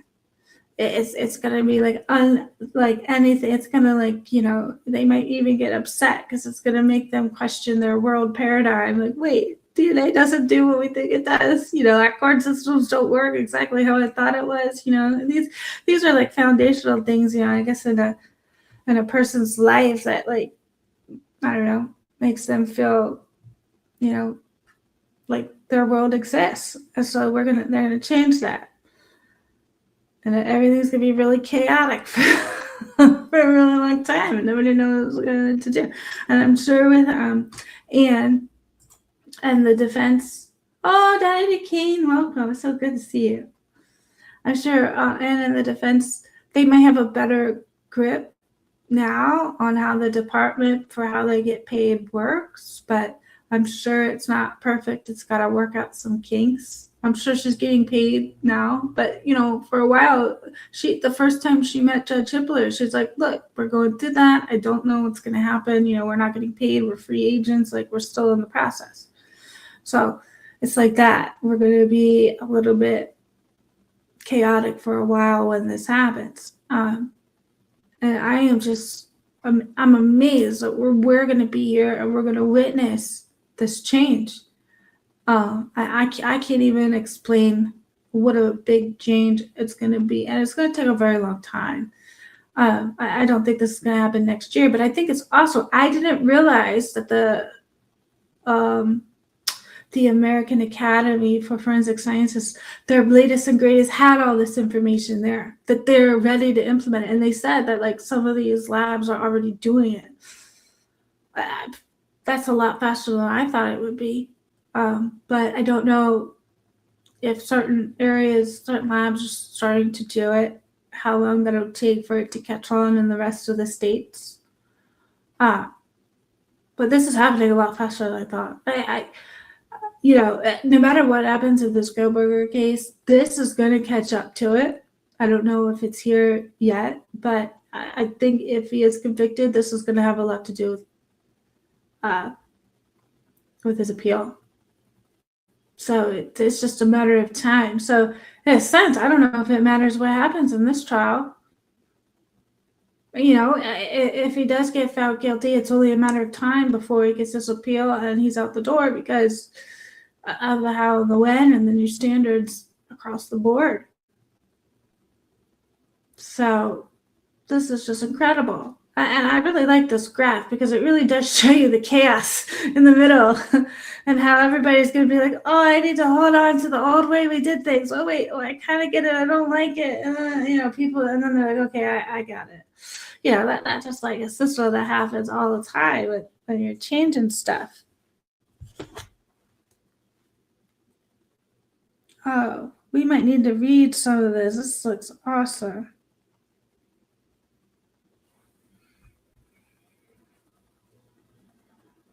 Okay. This is strategic. This is mostly about policy, like how they might do it. It's called Strategic Management of Healthcare, a call for long-term change. And this is what we're doing, long-term change, systems thinking, in an uncertain system. So we're going to move to an uncertain system that nobody can see right now. Luckily, Australia and Europe have already done it, so we have a leg up that we can see their processes in place. So strategic management is becoming increasingly important for suitable management in healthcare. We can just picture maybe this kind of structure, the change is going to happen on an administrative level when they implement regulations on the how and the when. And so anytime I say healthcare, we can just say the new paradigm and the jurisprudence. The reasons for this can be seen in the increasing complexity, dynamics, and uncertainty of the system's regimes and the resulting need for strategic thinking in a long-term period. The scientific discussion of this issue is the aim of the present analytical framework. The starting point is the definition of the term strategic management itself, followed by a reflection of the requirements resulting from change in the political, social, and economic value systems of our post-industrial society. In this context, Dynexity Zone 3 is used to explain the long-term perspective of high levels of complexity and uncertainty and the responsibility of strategic management as important parameters. For practical illustration, we demonstrate two selected applications: German hospital financing systems and development process of implants, and how implementation of strategic management in healthcare systems shows success. Strategy and strategic management have become buzzwords that are frequently used in the practice and theory of healthcare. Well, in any policy, any procedures. However, the terms are not as simple as they might seem.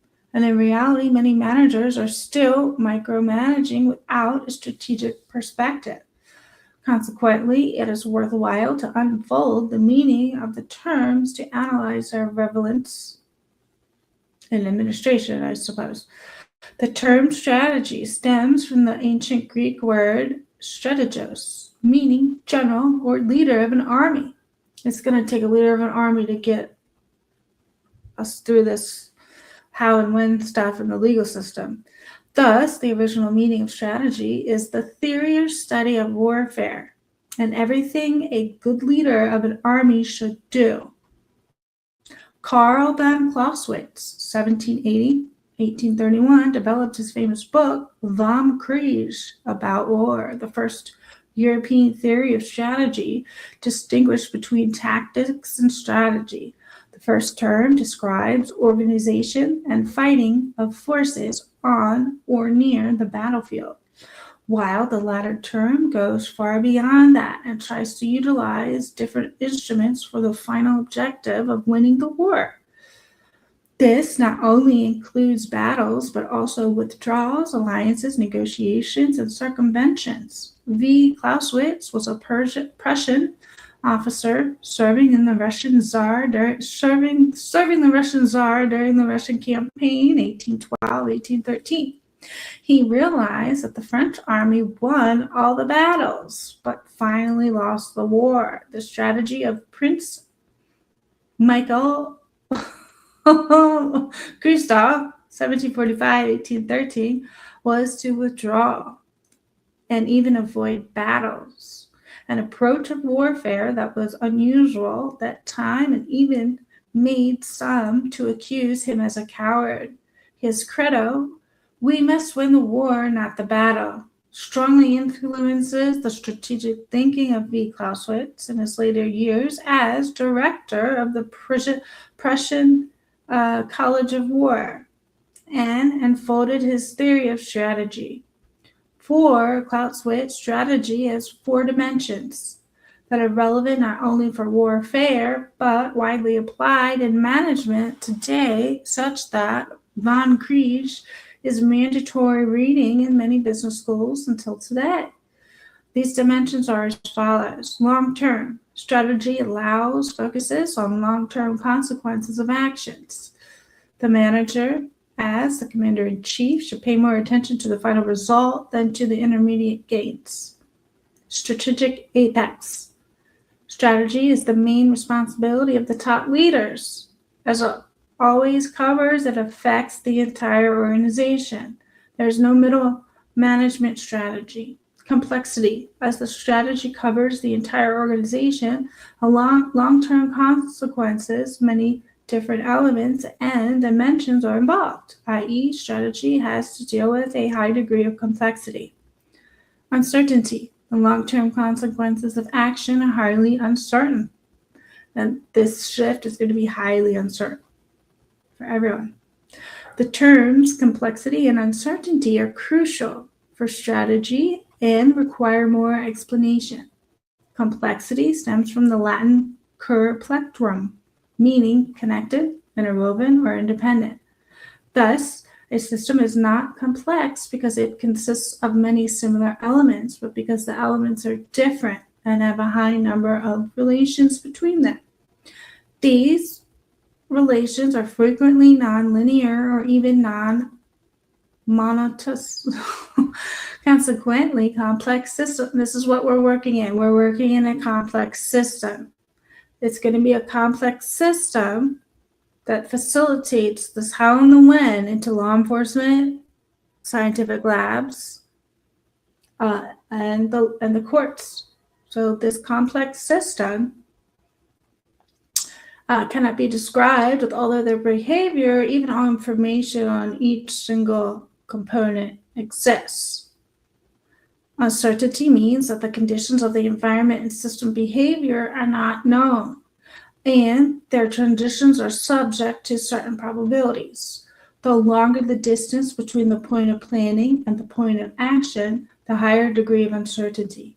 Some uncertainty, for example, epidemics and crop failure, is external and cannot be influenced, act of God. Other uncertainty includes the consequence of many small decisions and events which add up and result in chaotic system behavior.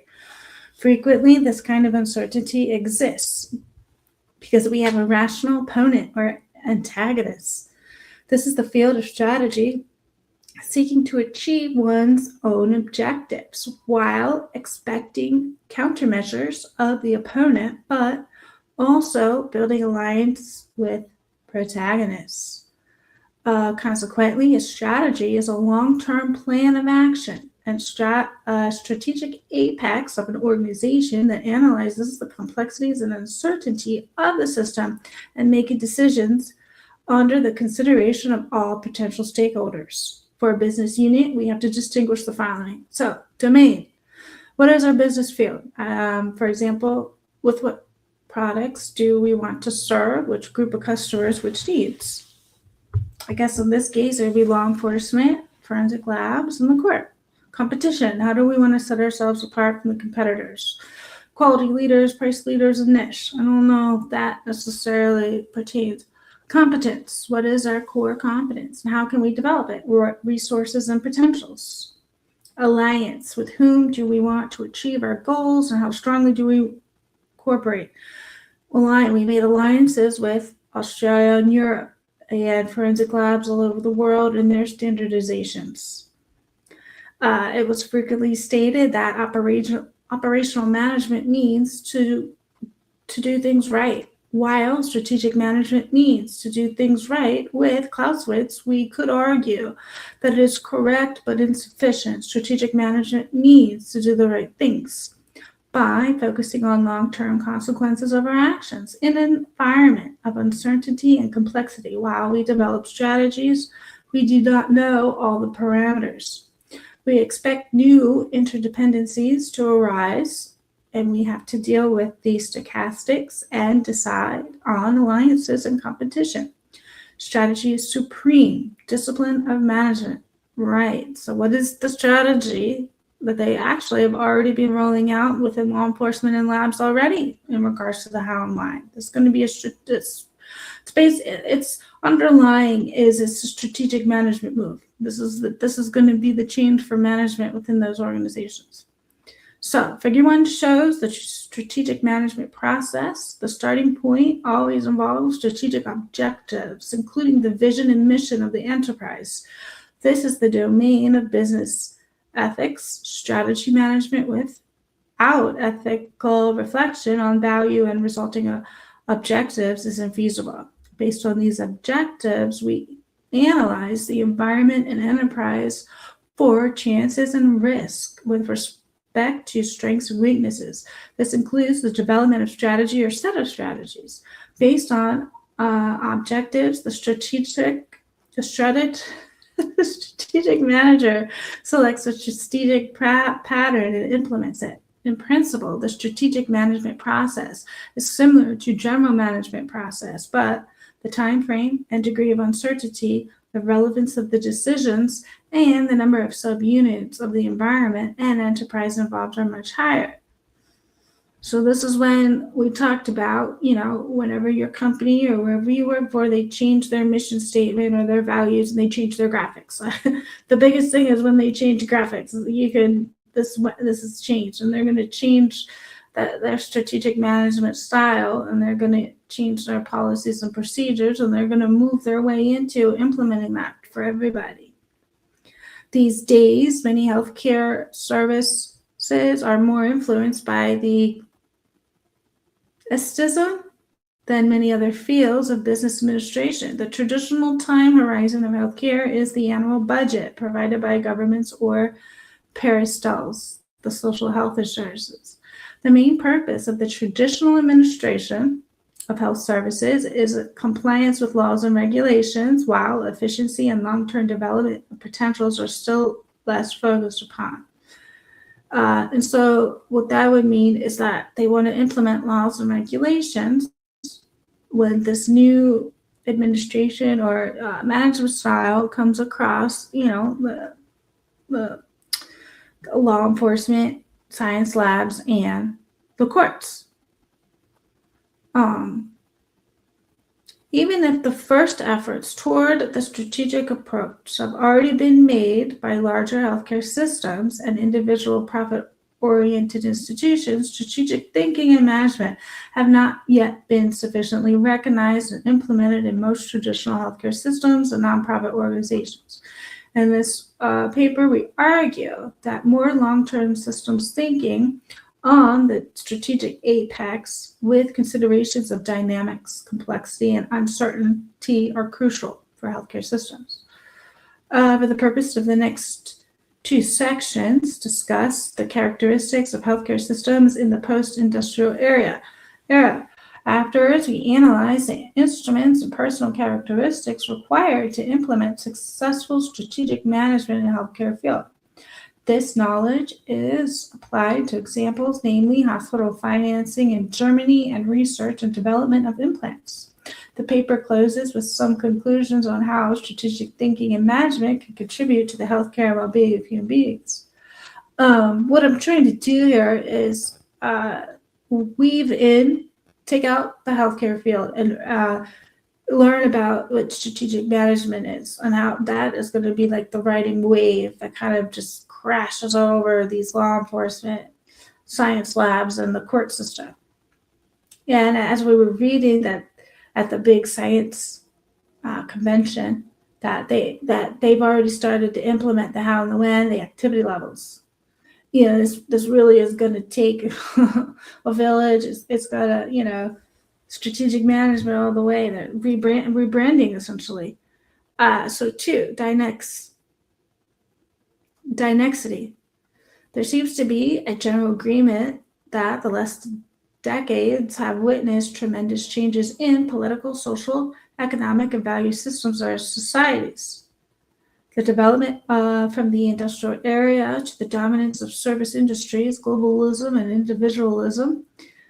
I don't know, that was frequently been discussed, but their impact on healthcare systems is inefficiently reflected. Rickman introduced the term dynaxity as an artificial construct to describe the economy and social and society of the new millennium with the three characteristics: dynamics, complexity, uncertainty. In this section, we will unfold the dimensions of dynexity and analyze their relevance for the healthcare systems and management. So, along with the law enforcement, science labs, and the courts, depending on what's going on economically and socially, that does shape a lot of what goes on in these policies, in this management, in the strategic management, and the administration. Throughout history, depending on whatever's going on economically or socially, that has influenced the way people do business, the way how organizations work. And right now, whatever the climate is in economics and the social aspects of our society, it has caused a change in the administration or strategic management of the how and the when, the activity levels. And it's such a big thing that, I really don't know what's happening political, social, and economically, but whatever is happening, it's having a huge effect on institutions. Okay, so the term dynexity describes dynamics, complexity, and uncertainty of a system. That's beautiful right there, the dynexity. It describes dynamics, complexity, and uncertainty. There's a lot of that going on with the how and the why. An open system has a tendency to restore its steady state of equilibrium and avoids changes. Wow. Has our law and our court have avoided changes for so long? Because any alteration requires energy and induces uncertainty. Open systems are usually homeostatic. Only when the differences between goals and outcomes of the systems are so strong that the formal and material structure cannot be maintained, the system has to react and adjust to the structure. Yeah, like a rubber band, I suppose. Otherwise, homeostasis will lead to extinction of the system. Oh my. Economic systems are constantly under the pressure to change as their environment changes frequently. Under the pressure of change, they will only survive if they can expand beyond their original limitations. Transformation. Originally, the system is in a steady state equilibrium. It fulfills its function in its environment and is able to absorb smaller internal or external perturbations. Synchronic system machine. If the perturbations grow so strongly that they cannot be absorbed any longer within the existing structures, the system begins to fluctuate until it reaches a bifurcation point, where it is obvious that the system will never be the same again. In most cases, the system will find a new equilibrium, which is adjusted relative to the new environment, and usually a higher energy. So they're saying that it will eventually find equilibrium again, which is what I was talking about here. This is our paradigm now with our court system, science, and law enforcement. And once they implement this new paradigm, it's going to be chaos until we can find a new equilibrium and be back on track. So changes in the environment are first absorbed by the microstructure, personnel, customers. Only if the perturbations are rather strong, such that the microstructure cannot handle it, will the mesostructure, the entire system, become involved. We're getting that this entire system will be involved together soon. I don't know when though. Moreover, the mesostructure will be passed onto the macrostructure, i.e. the economic and political system. Yeah. And so even this how and when is going to have to merge and web itself into politics, like that goes along with our social and economic stuff as well. Only if it can be absorbed, only if it cannot absorb the fluctuations. A stable mesostructure can absorb quite an amount of pressure, but if necessary changes are blocked by the macrostructure, the mesostructure might become inflexible or even fragile. Yeah, I think that's what happened with how the state of Idaho changed funding for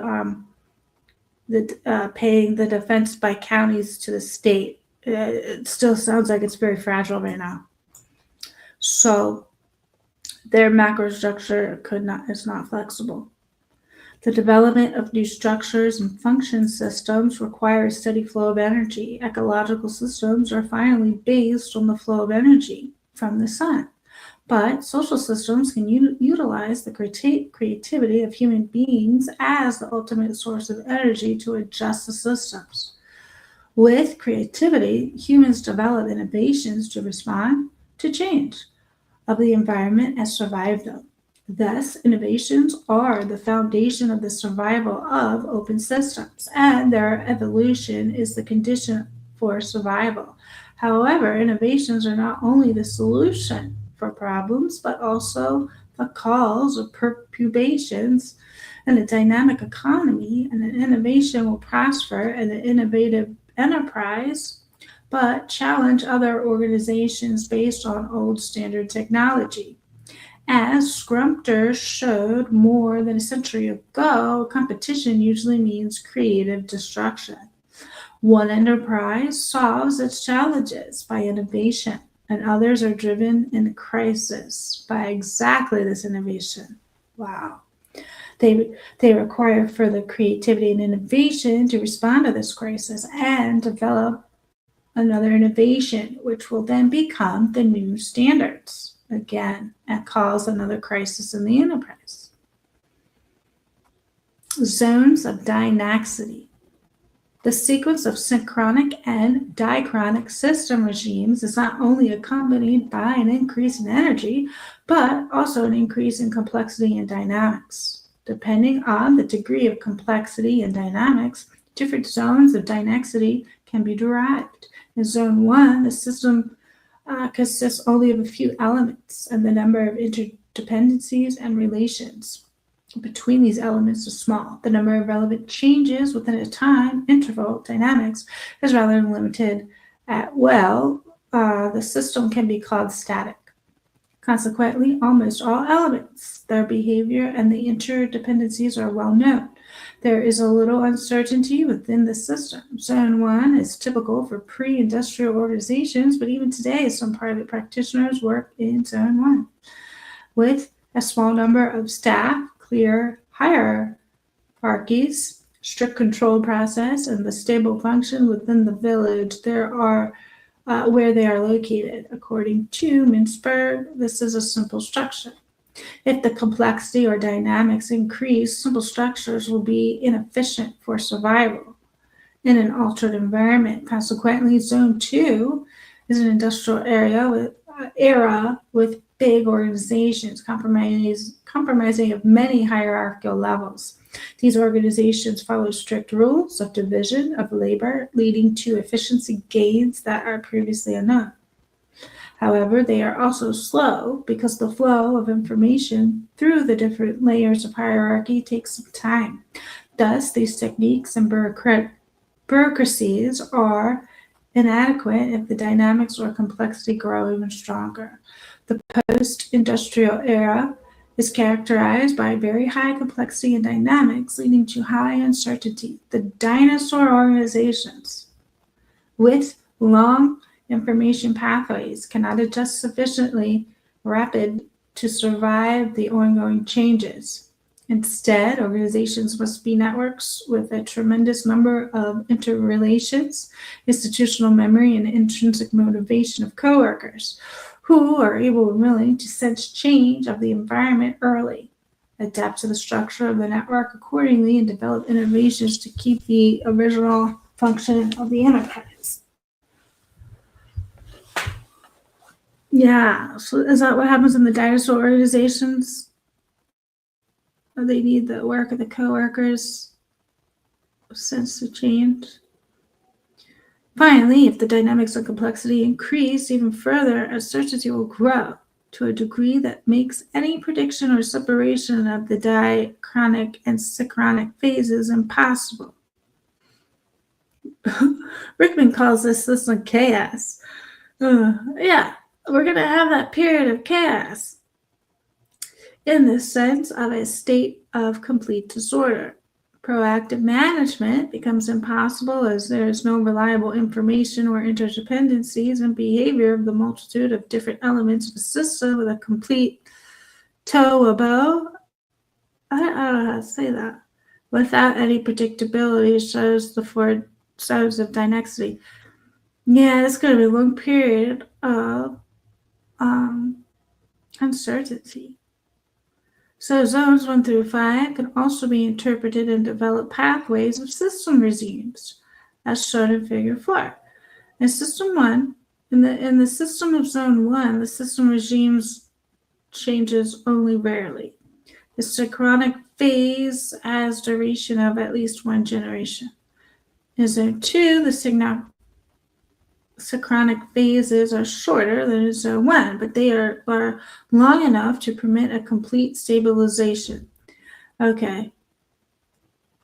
Yeah, there are some organizations who can go through that change, but then there's smaller ones who won't survive.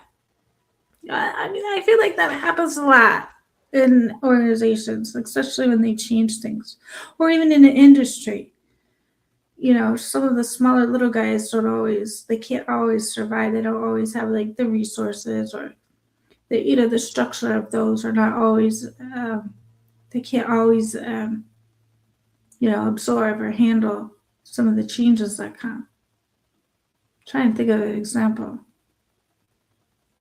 I don't know, like the mom and pop stores. They were small and they couldn't because, you know, the social and economic things that were happening when like Walmart took over, or, you know, when video stores kind of lost their thing, you know, they were smaller, and their system, their administration just couldn't handle it, because, you know, the changing all around and the social and economic, the changing of the customer buying habits and all of that. Okay, so traditional change management includes the final stage of freezing, which makes only sense if the period of stability is sufficiently long to establish stable metastructures with organizational designs, regulations, and hierarchies. Yeah, so that they're going to reorganize and redesign their organization structure, right? Or regulations, rather. In zone 3, however, stable phases are so short that no steady state equilibrium is possible at all. Instead of freezing the organizational structure at the end of the diachronic system regime, a new fundamental perturbation waits for the system. Consequently, no fixed rules can be developed and implemented, but ad hoc decisions and structures are required to deal with the steady flow of fundamental changes. However, the decision in a highly complex environment needs a high density of information, requiring turbo networks without hierarchies and with a broad span of interaction instead of slow hierarchies. The chaotic system finally does not allow distinguishing phases or predictions in the pathway of development. Okay. For the longest period of time in human history, societies and economies persisted in zone 1. Most severe perturbation were external shocks, such as famines, epidemics, or wars, which could have disastrous consequences, such as the medieval plague epidemic of 1346 to 1353 that killed about a third of the population in Europe. For the individual, for enterprises, these shocks were acts of God. They could not proactively take action or make fundamental changes as they did not have knowledge how to alter their fate. After the external shock was no longer a threat, life continued, in principle, unchanged, with only a few innovations of limited or relevance for daily life within their lifetime. Innovations were seen for the longest period by human beings as something negative, a swear word challenging the God-given order of society. For instance, Wilhelm von Kongs, 1080 to 1154, expressed his own mission with the words, Summus retaliares et exploris vitrum non intervis. Okay, in English, we are the mediators and explainers of the old, not the inventors of something new. The technology and regulations of the past were right. Innovators were seen with suspicion. Well, that's what happens. You know, anytime something at work changes, everybody's like, oh, that's not going to work. Oh, you know, I see that coming down the line. Oh, that's not going to be good. Yeah, you know. Yeah, I know you've done that. That happened. Like, oh, I don't want that to change. And everyone's like, yeah, you know, we have till this date, and like everything's going to change. And everybody is so upset about the change. Yeah. Okay, several basic changes increase the speed of economies and societies and open the doors for industrial revolution, bringing unknown dynamics and complexity until then. At least for Europe, we can state that Reformation and the Age of Enlightenment, together with the French Revolution and liberalism, for instance, Adam Smith, made it possible for innovations to become the driving force of development. Creative destruction started and constantly increased the speeds of change.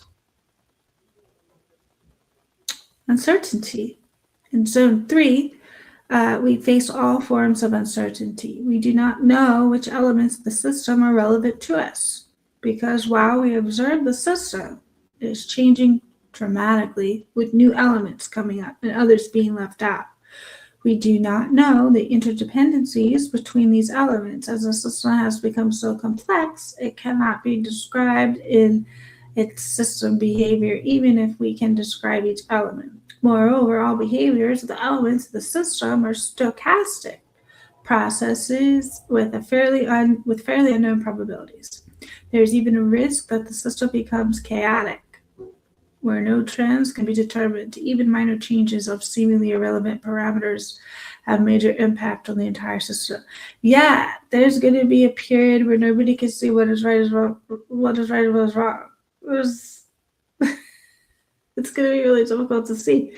Anytime that any of these changes are implemented to an organization, that happens. But this kind of strategic management is performed all the time. That they know that there's different phases of this. I don't know the last time. I can't even think of it. Like an example of like the last time something this big was going to happen to these big fields like law enforcement, science, and the court. Like those are some of our biggest industries. I don't know. What are some other industries that went through huge changes?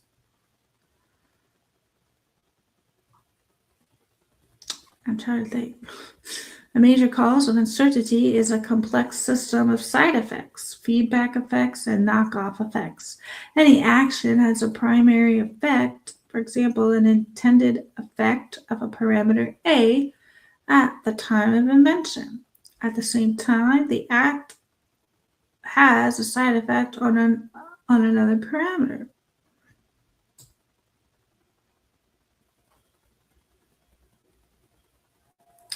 Parameter B at the same time as the action without any intention. This change of the parameter B might have an impact on the parameter A, which can be delayed, accelerated, or decelerated and is called feedback effect. Furthermore, a change of parameter B can have an impact on parameter C, the knock-on, which will in itself induce side effects, feedback, and other knock-on effects, resulting in a chain reaction of high uncertainty. Okay, so this is just saying a lot of people at work just give up for a little while before they're like, I don't know what's going to happen. It's terrible. Summarizing these findings, we could state the post-industrial society and economy are in dynasty zone 3, characterized by high dynamics and complexity, resulting in high uncertainty without stable phases. Change is the new normal, and peaceful stability is the exception. Oh, you know what's going through this right now? All the DOGE stuff, all the federal workers, they're going through this systematic change. I guess that's another example that the whole system is changing. And it's going to be what's happening here too. That's an example. The system cannot be described or analyzed to the full extent as many new elements and interdependencies develop, and any action has an impact on many elements now and in the future. These characteristics constitute major challenges to our ability to design systems and make meaningful decisions because our brains are not designed for systems with these characteristics. Okay. I guess the best part about this article is the graph.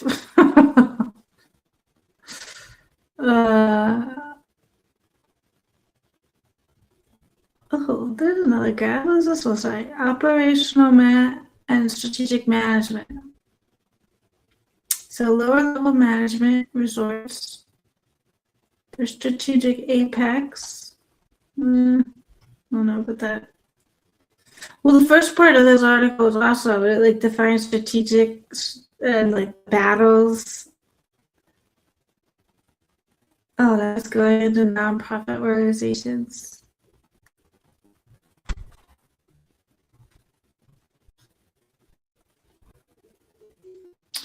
yeah, like this is what I mean though. I think this is gonna be administrative change. You know, strategic management over these what is it? These three industries: so law enforcement, science labs, and court. And I wonder, this could be one of the first times that there's going to be a major kind of standardization among all three. Oh yeah, at the big convention, they said that they were going to have people take quizzes so that they could learn about the how, the when, and bridge the gap between the knowledge for the DNA and TPPR. Yeah, I could tell that this was written, it was translated, it had to have been translated from another language. It's just really weird. And it has a lot of history in there that I don't think Americans learn. I didn't learn a lot of history. Like, I feel like I'm hanging out with my cousins right now who know all about that. I've always learned about the world wars, whatever. And that was like all the things that they talk about. Like, wait a minute. I think they went to school overseas, so like they were taught all this. That's what I think I can see you guys. That was weird. To Die For, welcome. Oh, Podcast with Peterson, welcome. I know, look at To Die For, calling it out. You chose a shitty article to pronounce. Yes, I did. Welcome, Podcast with Peterson and To Die For.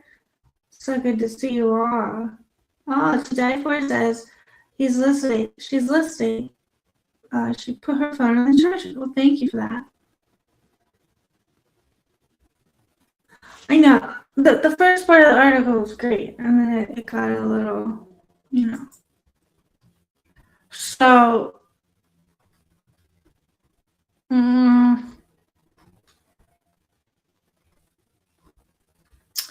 okay. Somebody sent me this. It is called the National Technology Validation Implementation Collaborative. This is for DNA and IgG stuff. Oh, look, right here at the top of the page, under where it says Introduction to Members, is Matthew Gammy, Ohio State Police Forensic Science. He's the chair. So this was interesting. And Too Fast for Flea's best name. So good to see you.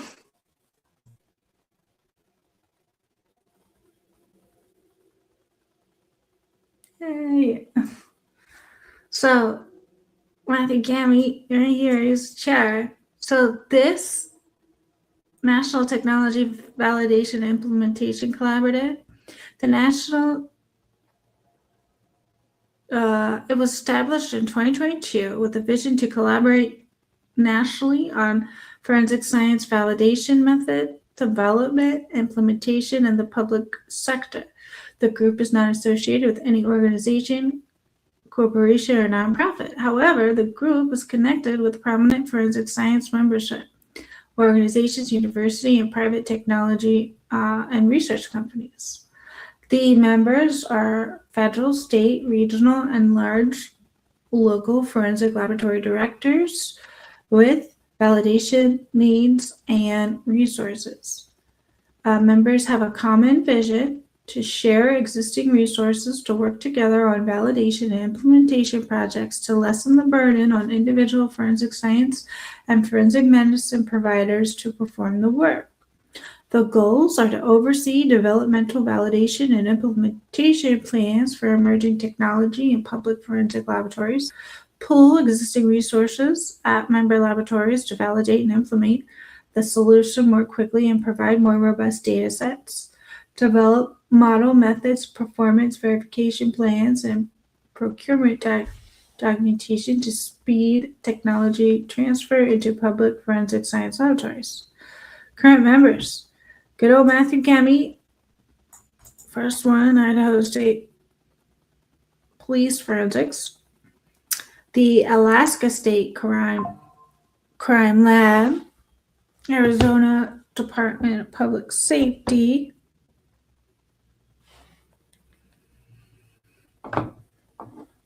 Baltimore Police Department, Forensic Laboratory, California Department, Colorado, Connecticut, Armed Forces, Illinois, Kansas, Philadelphia, Wyoming. Okay. Then they also have a forensic investigative genetic genealogy technical validation working group. And they have all these committees. Okay. And subcommittee number 4, FGG and IGG contracts with public entities. 1, 2, 3, 4. Number 5. Here's our favorite person, Riley Nowlin. She's right there. She's on the subcommittee number 4 for FGG and IGG contracts. What is this? Says she didn't put this on her resume. I didn't see this. National Technology Validation and Implementation. Where's her? Here's her resume. Oh, yeah, I really want to know if she went to that that convention, because then she was taught all the stuff. Oh wait, it would be a PR. Oh, her continuing education meetings and conferences. Where's her updated CV? Because it would be on here, guys.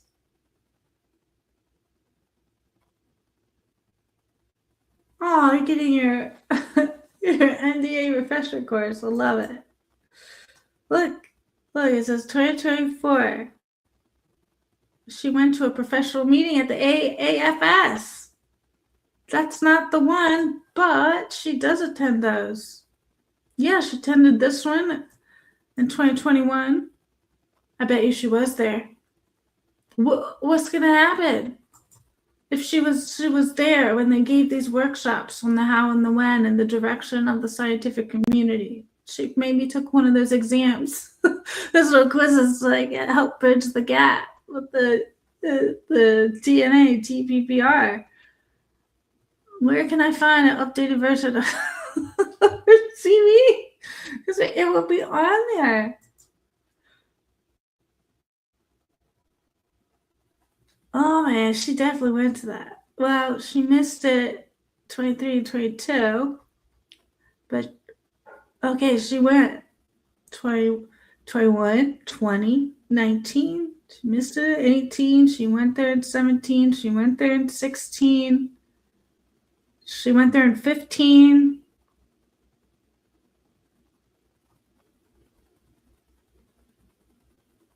She went there in 2009.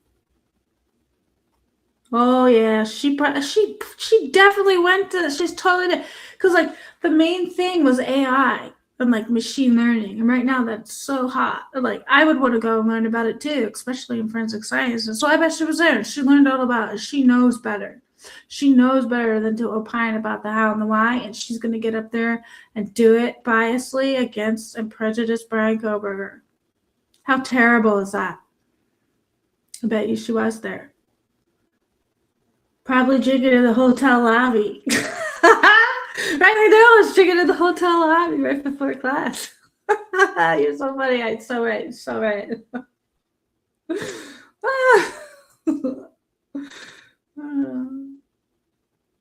She went there in 2007. Okay, let's start at the beginning. Count all the years she went.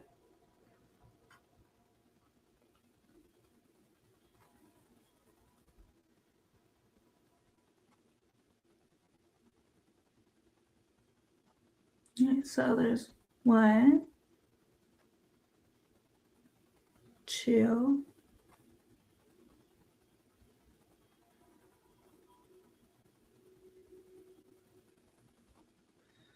3, 4, 5, 6, 7, 8, 9. So in the past 20 years, she's been to 9 of those conventions. Oh, she was trained by Missy Woods from Colorado. Oh my God, totally. Get drunk in the lobby with Missy. They're totally friends. Chief Asper Fleece says, oh, he doesn't know, but he thinks being blocked from chat is about the same. Oh, what chat are you blocked from? Are you hanging out with Riley Nowlin in the lobby?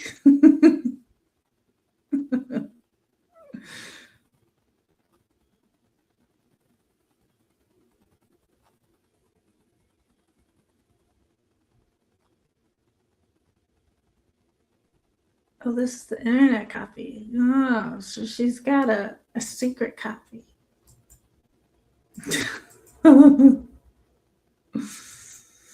Okay. Oh, so secret.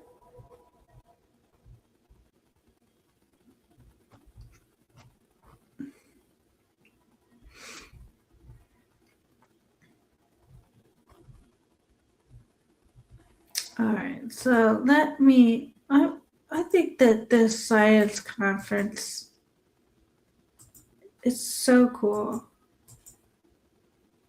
Like I would have gone if I was a scientist. What kind of resources do you have? Conference proceedings.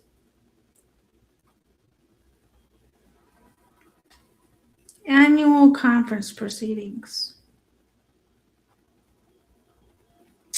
The Proceedings of the American Academy of Forensic Science is an official publication of the American Academy for Forensic Sciences. It is devoted to the publication of the abstracts of the technical oral papers and posters presentations of the AAFS annual conference. They have a cool guy right here taking pics. He's doing his forensic work. It's kind of awesome.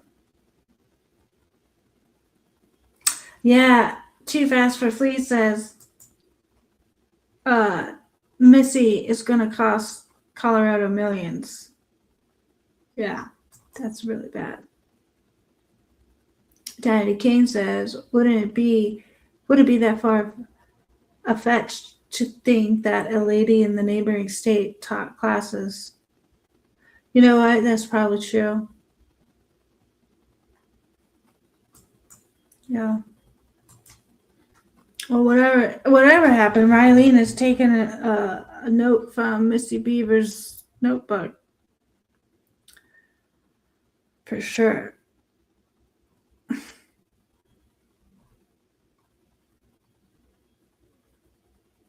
Oh, look at this. Do they have 20? They don't have 2024 in here, do they? Oh, yeah, they do. Oh my gosh, look, guys. 2024, the big science convention was in Colorado. Well, this is the one on Riley Nolan's resume. Danny Kane says that's why they call it confirmatory results. Confirms that what they already thought. Yeah.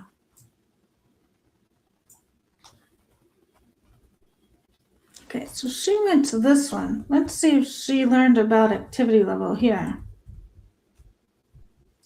Activity level. It says there's 3. Oh, she did. Okay, this says protecting the innocent, the urgent need to research when and under what circumstances DNA evidence can lead to wrongful convictions. Oh, she learned this. This is on her resume. This one is in the 2024. And it says here in 2024, she went to the professional meeting at AAFS. That is this. This is the AAFS 2024. So this part where she attended says protecting the innocent, the urgent need to research when and under what circumstances DNA evidence can lead to wrongful convictions. And then down here it says, second, courts must learn how to account for common misunderstandings about the meaning and limitations of subsource likelihood ratios. Most laboratories have implemented or are in the process of implementing probabilistic genotyping software programs. The laboratory reports, analyst testimony derived from these programs generally express weight of the evidence in the form of subsource likelihood ratios. Subsource likelihood ratios are often misunderstood and misrepresented by stakeholders in the community justice community. Research has identified a tendency among lay persons to misrepresent likelihood ratios by transposing the conditional or by using subsource likelihood ratio to draw inferences about the source or activity level propositions. Little is known about whether such misunderstandings persist in the face of properly limited testimony, and are importantly how misunderstood the meanings of subsource likelihood. Okay, so it does say there's common misunderstanding and to limit your testimony.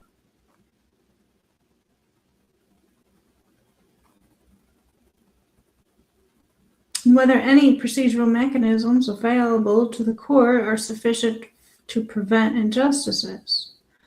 Upon completion of this program, attendees should be able to recognize how recent trends of forensic DNA analysis could lead to wrongful convictions if not properly addressed. Attendees should be able to recognize the urgent need to research whether and to what extent existing procedural safeguards are sufficient to prevent wrongful convictions.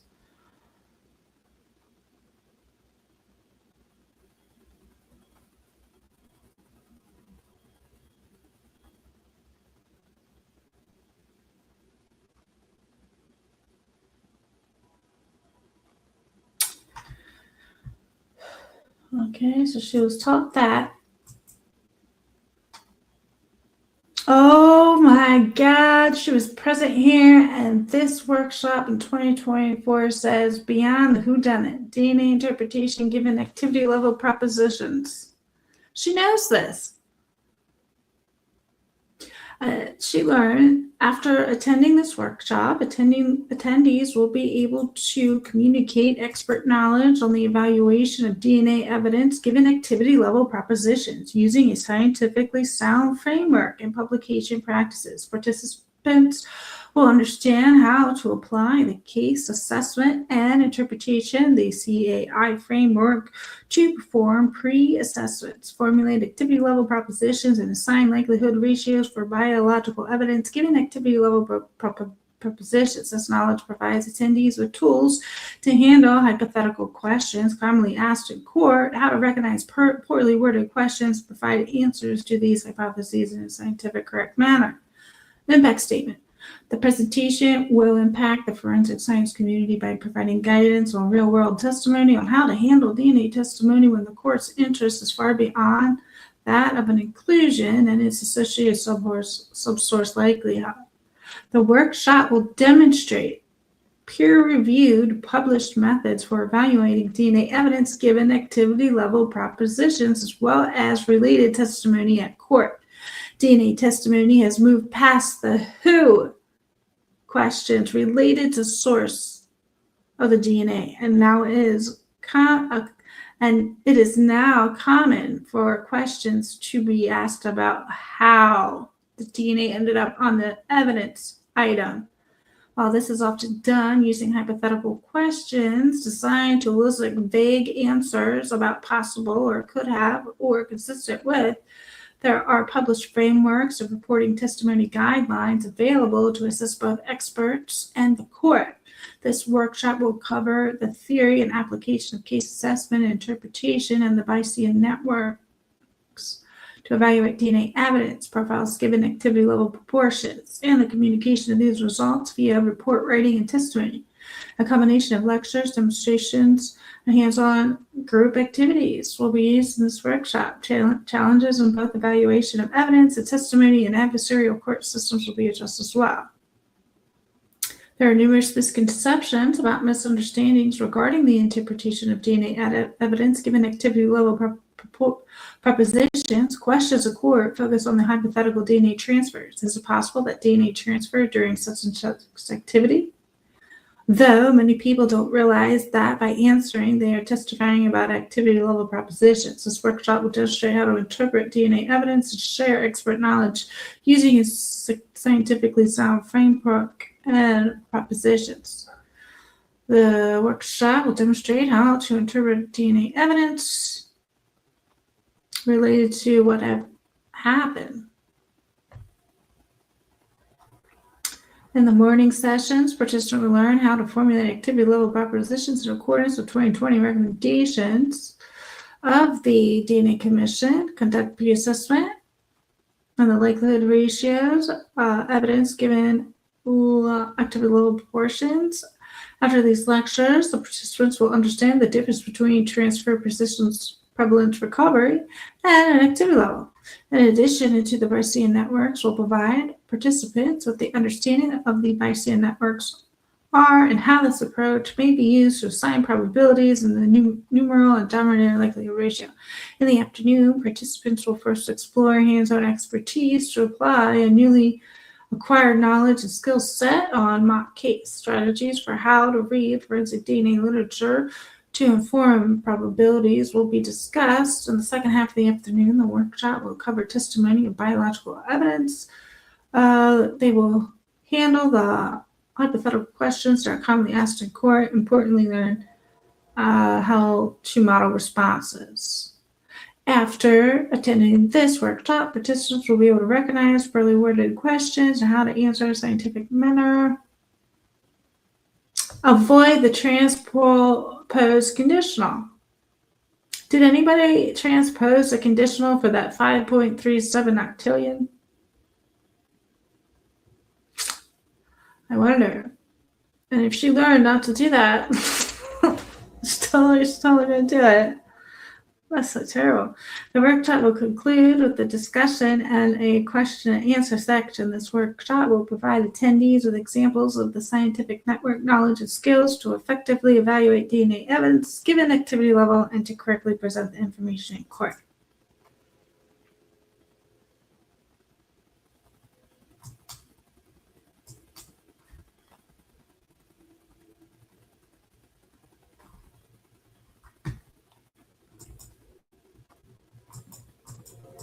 All right.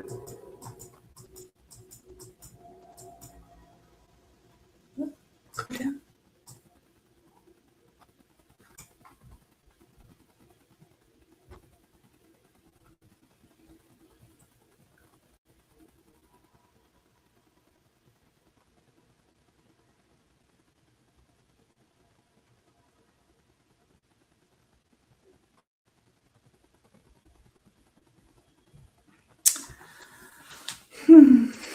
By providing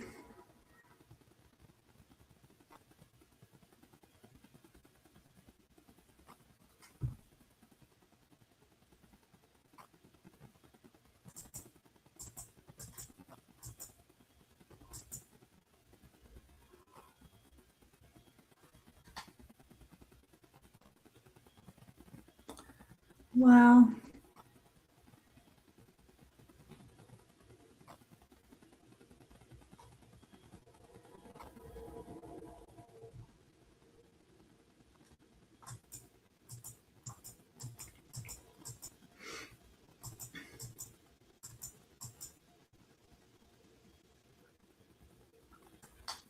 The real action at court has always been activity.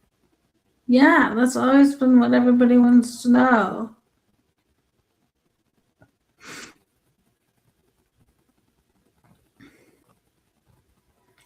Yet there's still much debate among between both practitioners and the legal community as to whether there are appropriate frameworks, data, knowledge, and training of experts to allow such testimony. Part of the confusion may be related to the expectation of the gold standard statistical analysis based on population genetics still applies to activity evaluation. In truth, activity level evaluation is the same, whether for DNA or classical trace evidence such as GLASS. All right. Most activity level evaluation of DNA evidence is expressed in such ambiguous terms as possible. Could have vague statements like not very likely.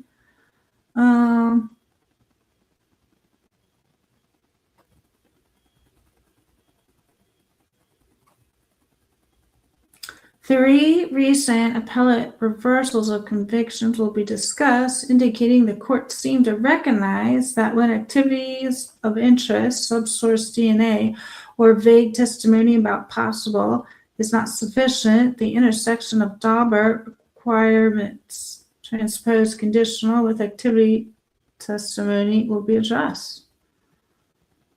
Okay.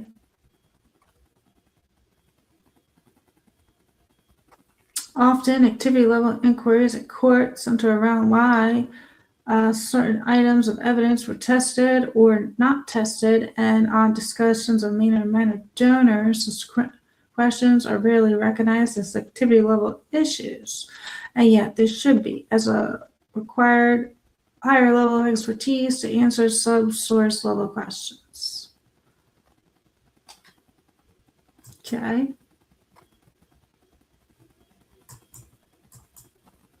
Very ambiguous.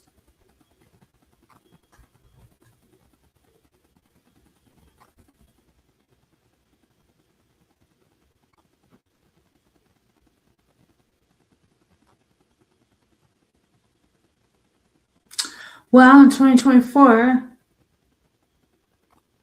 it looks like they were still debating, and they were still kind of like unsure about what to do about activity level.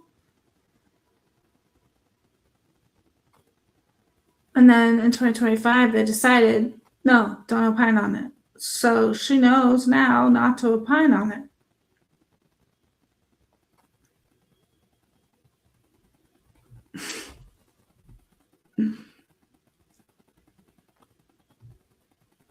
So what happens does anything happen if someone can prove she knows this stuff and she's choosing to ignore it?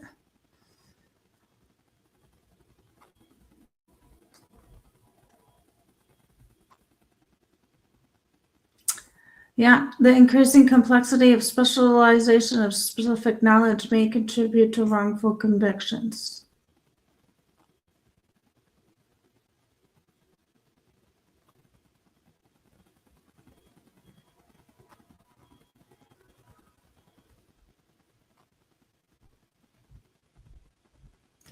So it's like we all went to the scientific convention. We first went to the 2025 one, and now we're at the 2024 one.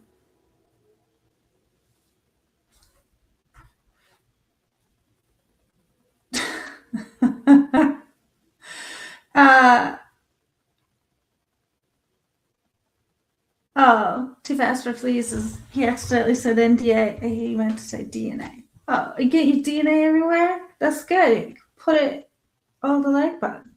That's why we like it. Danny Kane says, hopefully AT uses the guidelines Rylene would have learned against her in court. Oh, yeah. There you go. Like, you attended this, right? You participated in this workshop, right? You took this quiz to educate you on the gap. That's really good, Daddy Key. That's really good.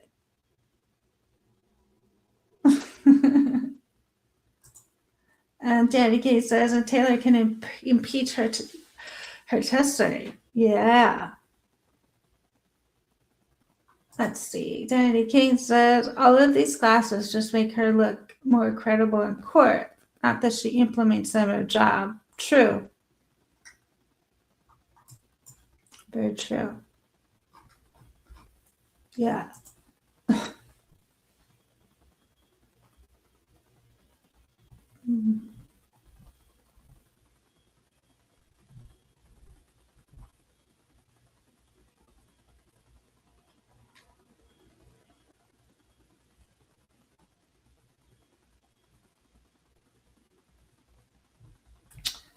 Jurisprudence.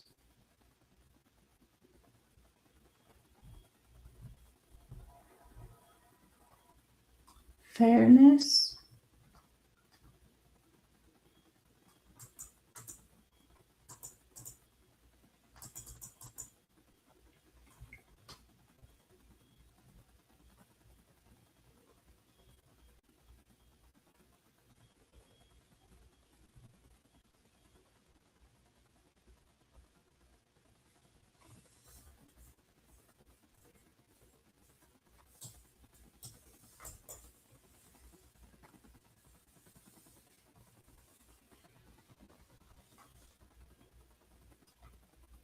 Well, for this one, protecting the innocent, urgent need to research when and under what circumstances DNA evidence can lead to wrongful convictions.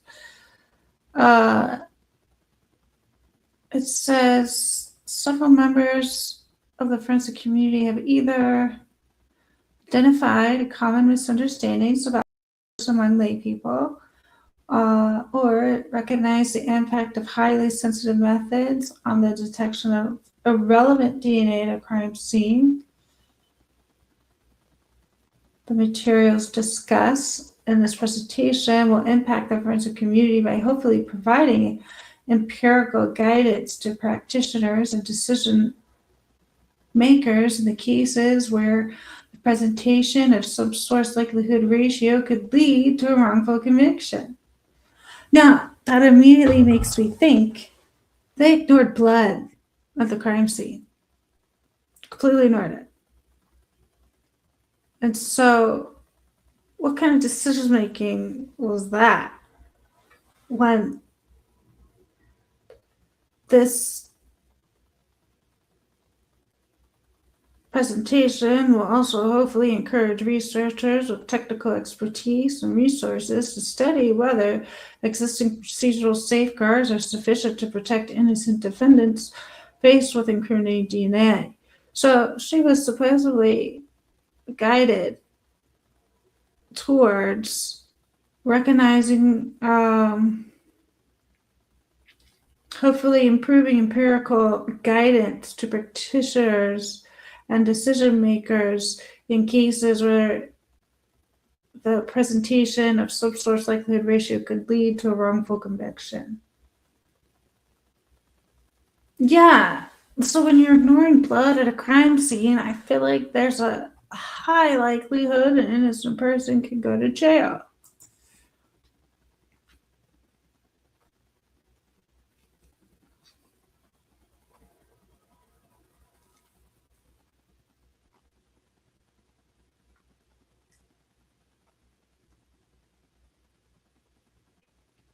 Here we are. Two recent trends, however, require careful consideration of the potential for DNA evidence to make the innocent for the guilty. However, require careful consideration of the potential for DNA evidence to mistake innocent for the guilty. First, current DNA testing methods have become incredibly sensitive. The risk that an innocent person's DNA will be detected in a crime scene stain is greater now than at any other time.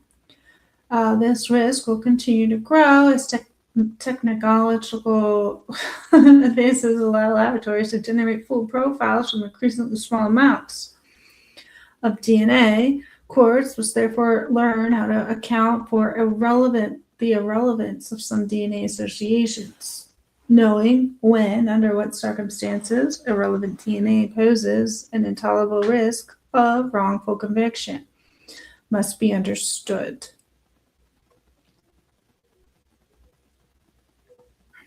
Yeah. So, what I'm going to do now that we know Riley Nowlin learned this, and she was probably at the 2025 one, because why not? I mean, it's all about AI. So this was a big one to like go to. So she definitely knows this information. Now, okay, so Danity Kane says, as Prior Becca Barlow going to come in, honestly, I hope. Yeah, kick her.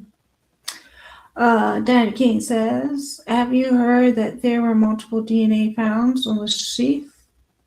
Just the button snap is where they found a single source of brine.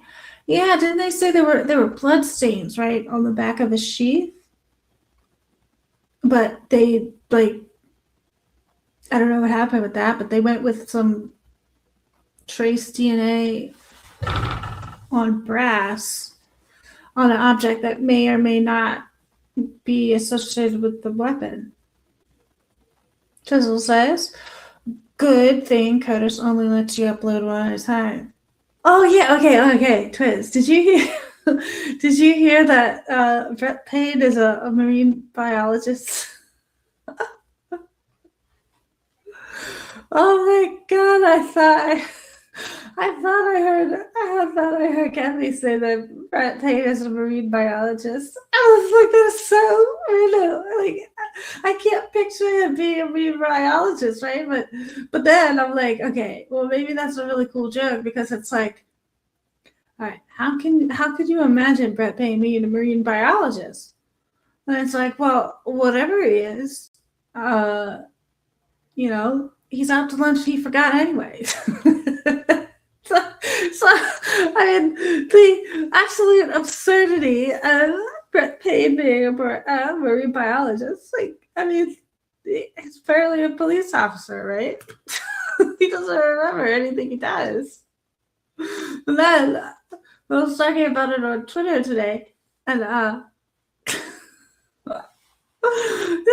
Diana put in a pic with sharks, and I was like, oh yeah, Brett Payne is shark food.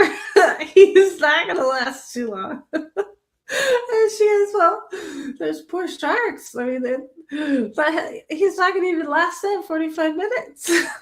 They're gonna go hungry. This marine biologist is not very good. Can you even handle it? I can't. I just Brett Payne is a marine biologist. I feel like it's like a, what is it? Like Pet Detective. Like, what is it? What's that? The Pet Detective movie? Ace Ventura's sidekick, his little brother. Oh, jeez. Yeah, Ace Ventura. Brett Payne has a new movie coming out where he's a marine biologist. He's ridiculous. I can't even handle it. I like when I heard Kathy say that he's a marine biologist. I lost it. I was like, what are you talking about? That again says, I hope there are enough of the other samples to be tested. The defense collected some of their own. I hope so too. And you know, from what Stephen Mercer was saying at the motion to compel the DNA evidence, they were asking for that material, and I think they were granted it, right? I'm not really sure, but he was saying that if they didn't get the things that they did with the IgG, then they wouldn't be able to test if there are any low-laying mixtures. So even though Riley Nowlin say, oh, it's single source, well, defense needs to be able to test that to see if it is actually a mixture. There could be low-lying mixtures in there. And I wouldn't trust the state to just be like, yeah, trust us. It was single. Like, all right, let us take a chance to see if there's any low-lying mixtures, because I think that's like only fair. Twiz says, I actually feel really bad for him. So it's really that Payne is a patsy as well. Danny Kate says, hope BP is a better marine biologist than he is a chief officer, right? right? You can wear a marine biologist outfit. Twist says that Colorado lady made the DNA fit a lot of people. Yeah, I'm wondering, like, that could really hurt the forensic and the legal community. I mean, I don't know if anybody trusts that science anymore. And I'm certainly starting not to trust it either when there's people like Riley Nowlin who are going directly against what she's learning at these conventions. And she's just ignoring it to be biased. I don't know if any other reason. Because, let's see, we looked at this earlier. And this completely just... So it says here, defendant seems to suggest Ms. Nowlin should use the phrase trace DNA instead of touch DNA.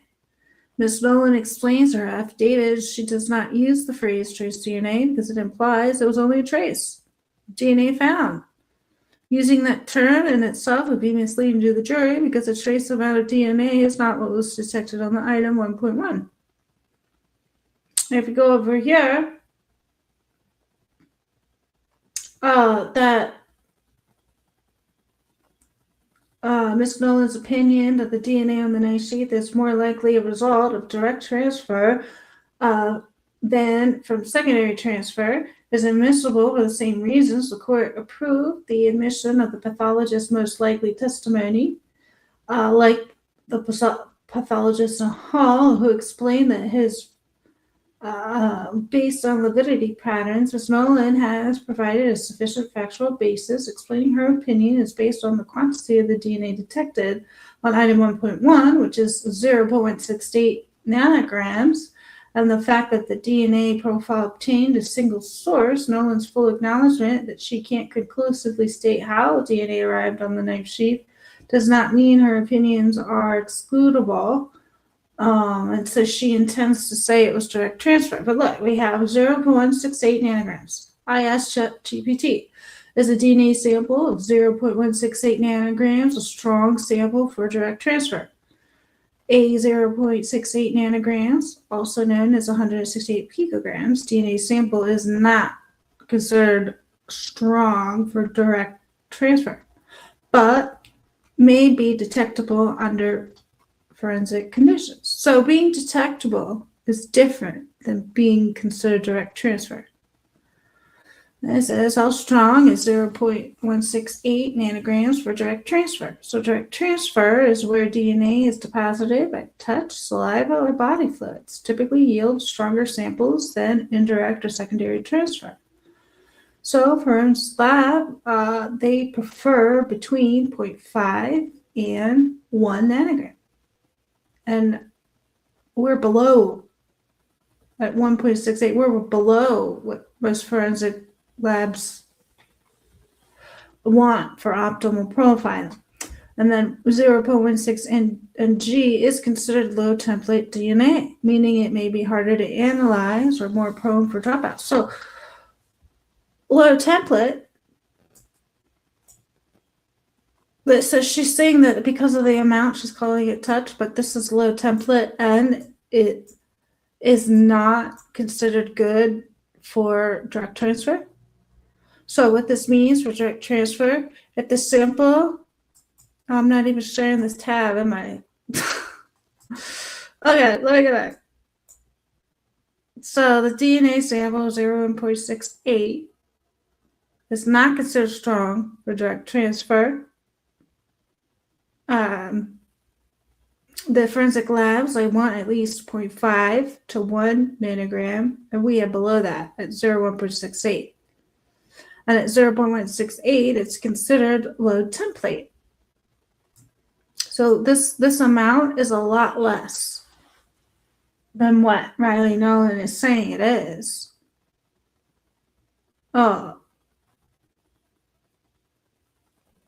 It says, if the sample came from direct contact, it suggests minimal DNA was deposited, which means it's trace, possibly due to low shedding or the surface type. If the sample resulted from secondary transfer, it raises questions about indirect movement. DNA moving between objects or people without touch. In conclusion, the 1.68 nanogram sample is weak for direct transfer, but not impossible. It is also within the range where secondary and indirect transfer is a consideration. So this sample size is better suited for a range that is secondary indirect, or that's where like you would consider it. All right, and the next question I asked is the term touch DNA describe the amount, because she's saying over here she's not going to call it trace because of the amount, because trace is not what was detected. And it says no, the term touch DNA does not primarily describe the amount of DNA. Rather, it refers to how the DNA was deposited, specifically through skin cells left behind when a person touches the object. But we're not really sure who touched it because of the type of DNA it is. Methods of transfer, not just quantity. Touch DNA refers to shed epithelial cells left by contact. Yeah, but we don't know if that's the nature of trace transfer. We don't know if it was actually touched. It can transfer by air, by sneezing, by just being around it, or if you are around somebody, your DNA gets on them, you don't have to touch it. You just have to be in the proximity of a person, and then that person transfers it. The amount of DNA recovered can vary widely, but it is often low quantities. Low template, which we just learned that the amount, 0.168, is low template. Quantity can vary. While touch DNA is often small, less than a 1 nanogram, which is what we have. It's less than that. It isn't defined strictly by the amount. Okay.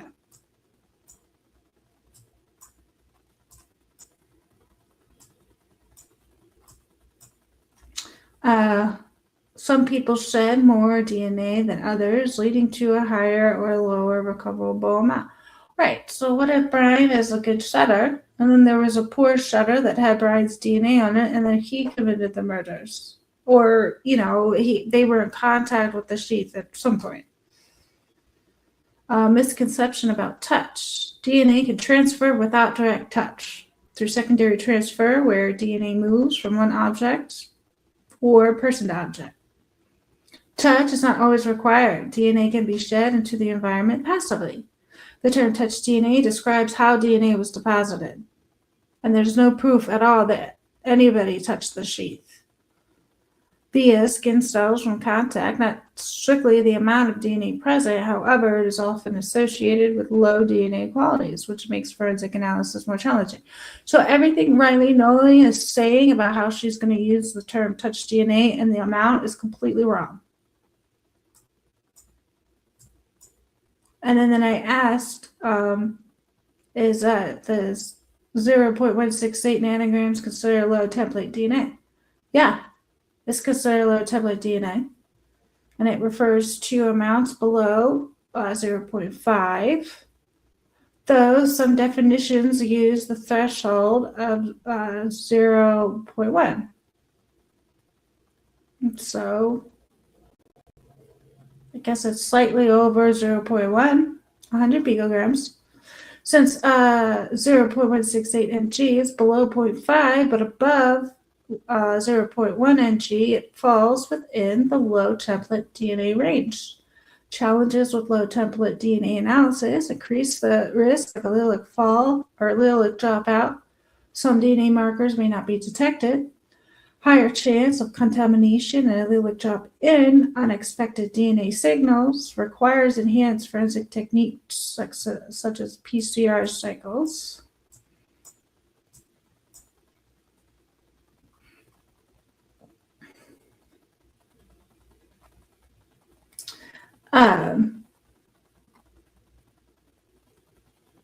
Let's see. So yes, 0.68 ng is considered low template DNA, and forensic labs must use specialized methods to analyze it reliably. All right, so now we know that 0.168 is low template. Then I asked it, okay, is low template DNA considered trace DNA? Answer, yes. Low template DNA is often considered synonymous with trace DNA. Both terms refer to situations where only minimal amounts of DNA were available for analysis, typically less than 100 to 200 picograms.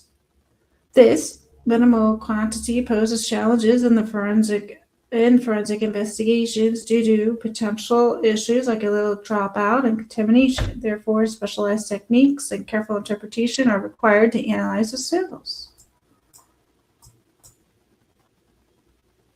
Okay, so 0.168 nanograms is also equal to 168 picograms.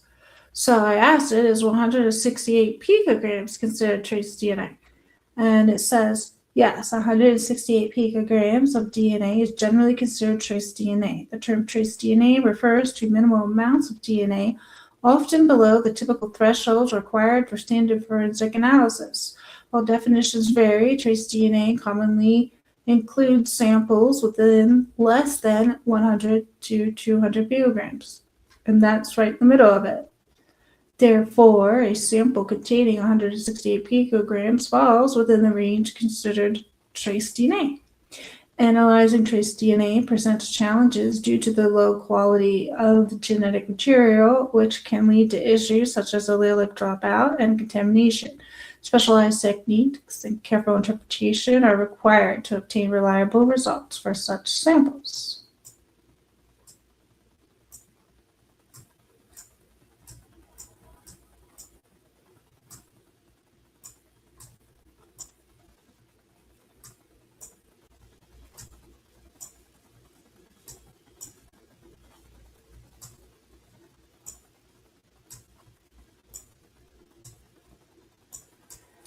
So,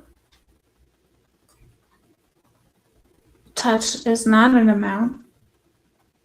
It is a means of transfer, but with how small the amount is, it falls into the range of secondary transfers. So we don't even know how DNA moves a lot of other ways than just touch. So Riley Nowlin is misleading the jury in several ways when she says that kind of stuff. Heather, welcome. Erica, welcome back.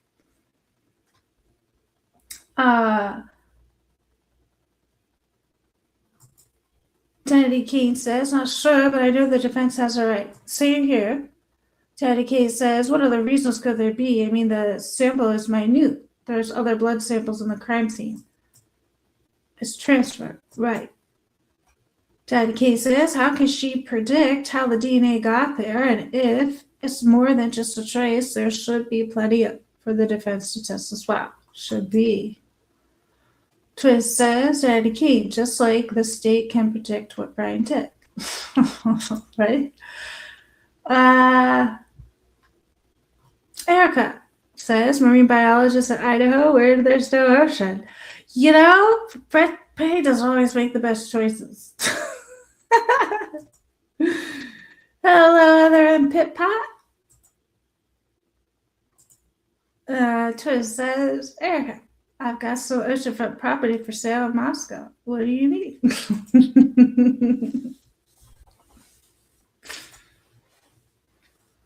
Yeah, I mean, I think this is significant right here because everything Riley Nowlin is saying here is wrong.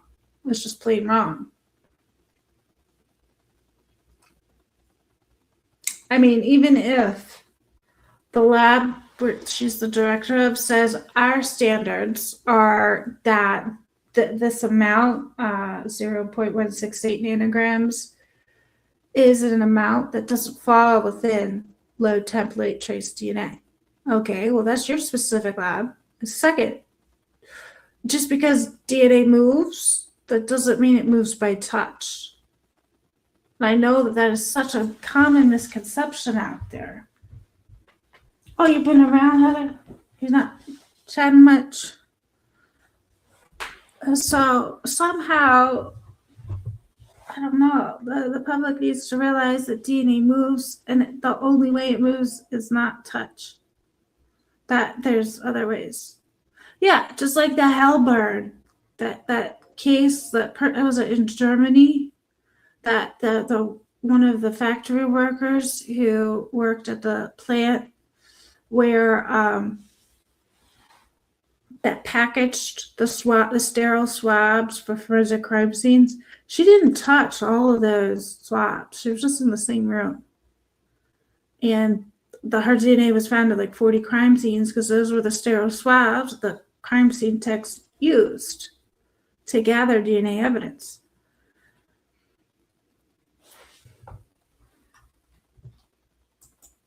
So Heather Fitzgerald says, it's literally like Riley is writing her docs from within the upside down.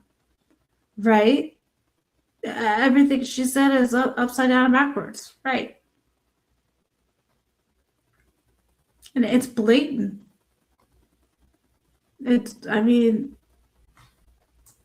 I like the state is relying on stupidity for their case. And in the same fashion, when the person, what was it? Lanier was like, you just have to trust us. And like the basic attitude of Bill Thompson and Ashley Jennings is like, don't question anything we say. Everything we say is true, and that's what happened.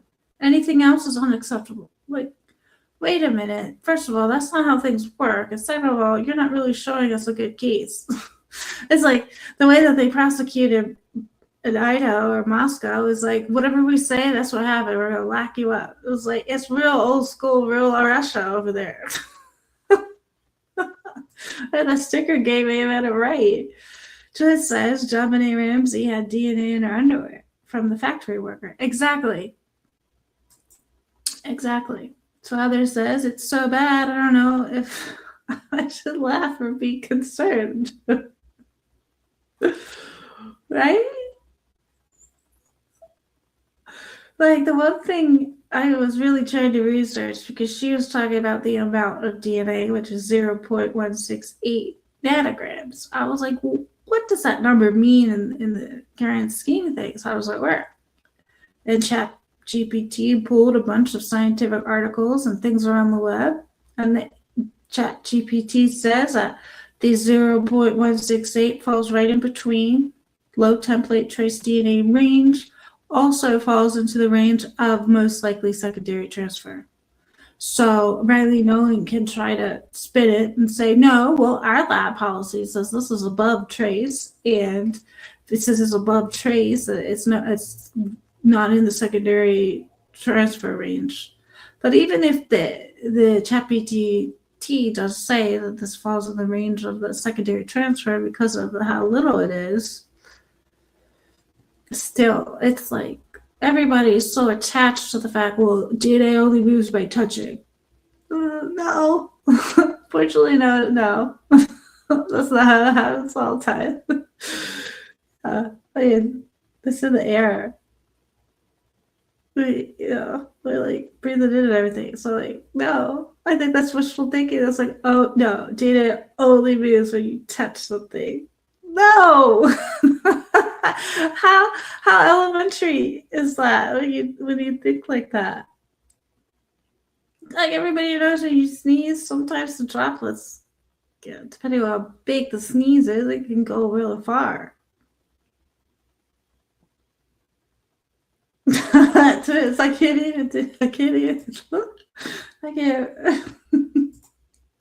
I said, sometimes I really wonder if this case is much like the whole 2019 thing. What 2019 thing? Diana King says, it seems like not only the DNA evidence, but every piece of evidence that they are trying to use is like, this is not concrete. I would agree, Diana King. Heather Fitzgerald says, like, how much BS can we tell the public and they still follow us? Yeah. When I think the strongest piece of evidence they have is the mainstream media trying to convince people all this. Like, what is it? do people have to believe mainstream media because they don't want to seem like they're stupid, or they don't, they're just like, well, for me to remain smart and safe, I have to believe everything they say? Like, I don't know. Is it like an insecurity thing? Like they just follow whatever mainstream media says without questioning it. And I know there's a pressure. There's a pressure there. I feel it. Because like whenever I like talk out against the mainstream media, people call me all kinds of names. And I'm sure all of you have experienced that as well. And there's this push to shame people into thinking Brian Koberger is guilty. I don't know. Some of us, we have an inner strength where we don't need to, feel the comfort of being in the hive or whatever. So there's a strength there, I feel, and I think that's the only evidence the state has is that spell over people on the mainstream media. It's quite the mind bender. Like that's so bad. I mean, wasn't our country founded on avoiding that? Like avoiding the mainstream media being an arm of the government and brainwashing people? I don't know. It's a very controversial topic, I know. Daddy Key says, if Idaho State labs are still high tech, then why did they have to spend their work out to off room to an unaccredited lab, right? Right, they weren't able to do the work. Heather Fitzgerald says the hive really isn't all that comforting. I know, it's really hard to be in the hive. Ortho, yeah. The hive. That is the evidence the state has. It's the hive mind.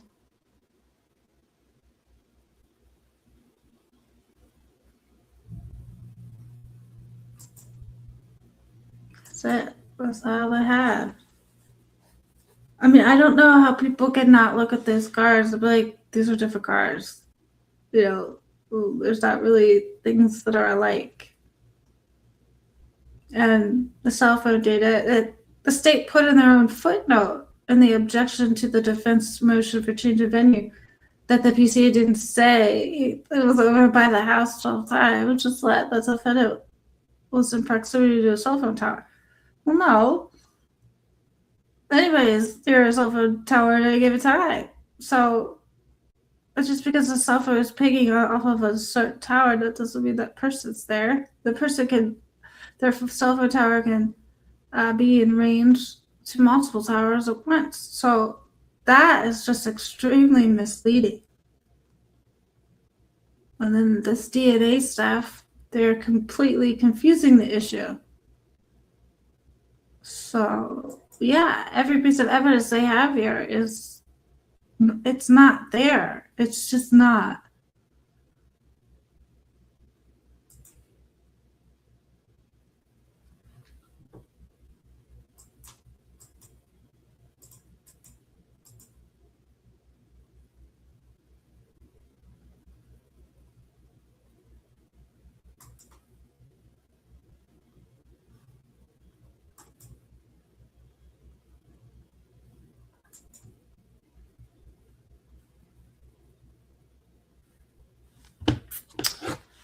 So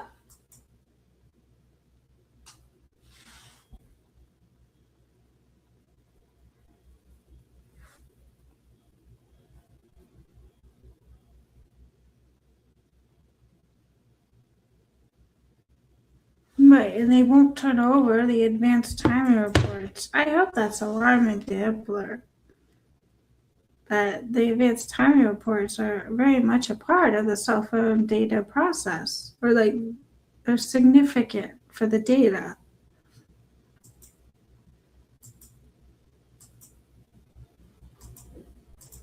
Yeah, that was a terrible article we read earlier, but it did get off some of the administrative stuff that's going to happen in that world.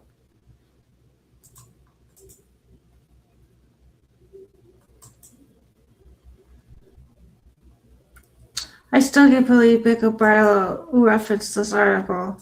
That's amazing. Or this report, the NIST report that we were reading. Amazing.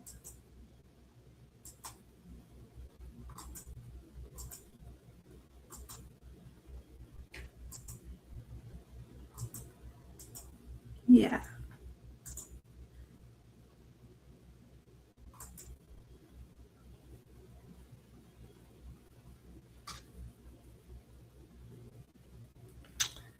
Yeah.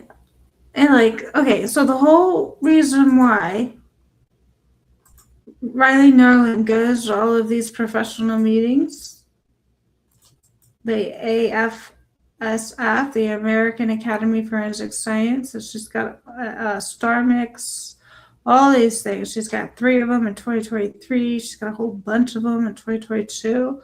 The whole reason to do that is to stay current. Oh,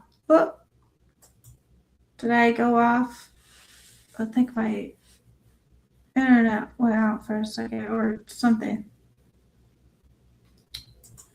So, Diana King says, DNA came from skin cells simply floating in the air, and it's not necessarily touch skin cells. Right. Right, because skin cells can transfer. Skin cells aren't like reserved. Like you just like you know, you touch something, it's the only way they move, or they just stick on your body. No. No. No. That's so yeah, so Riley Knowledge, she goes to these things to stay current. And so the most current one, which she most likely was at, because she was there, 9 times in 20 years? Something like that, to the AAFS specifically. So she was taught, and she most likely went to one of those workshops that advised her against opining how and when, the activity level, the mechanism of transfer. And so she was taught by these organizations. I wonder how that's going to go when your scientific community put you in a hands-on workshop. A hands-on workshop to tell you not to do what you're about to do. Yeah, and like they had guests from all over the world there to help standardize the entire forensic science industry.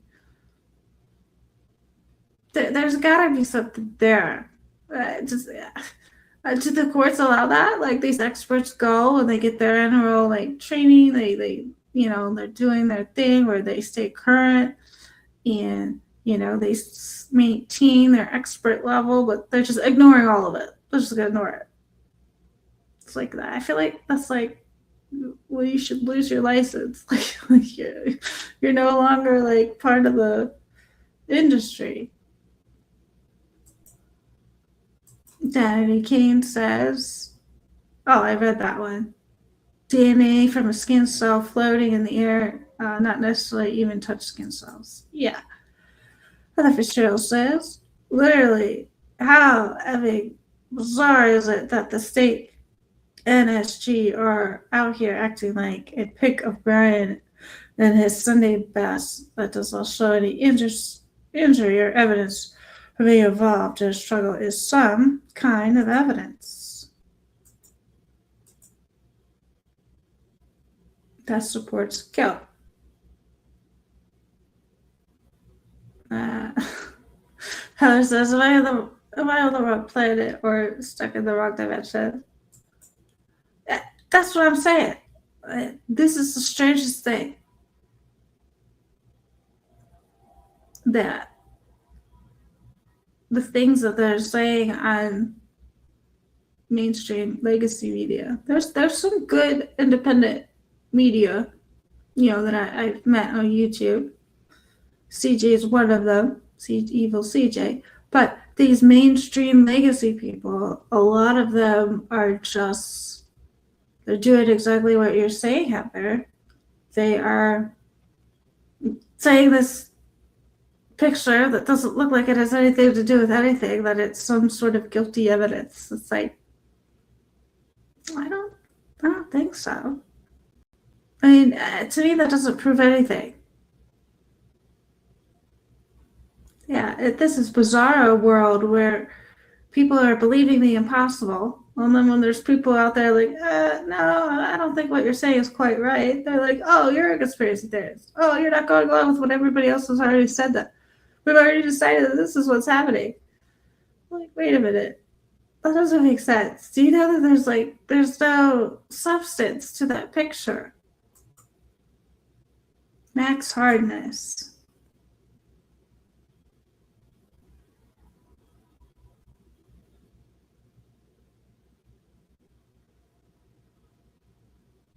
The penetrometer. That's not even the right word. Penetrometer. Yeah.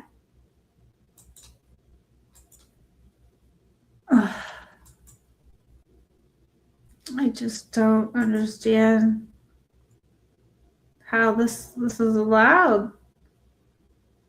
They say it's single source, but we don't actually know that.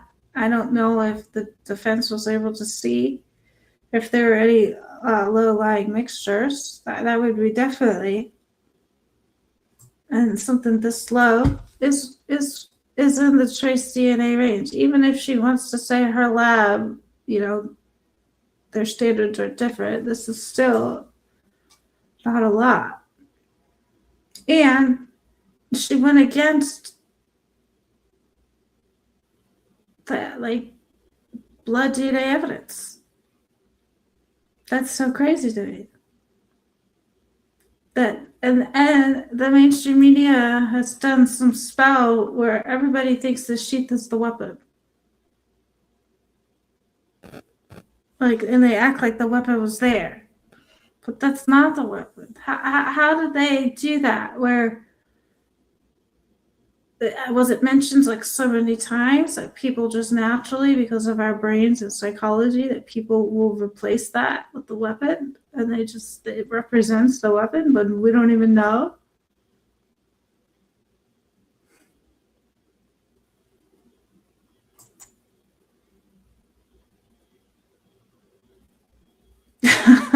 Twist says, do you think if I lived in Idaho, I would be a guilter?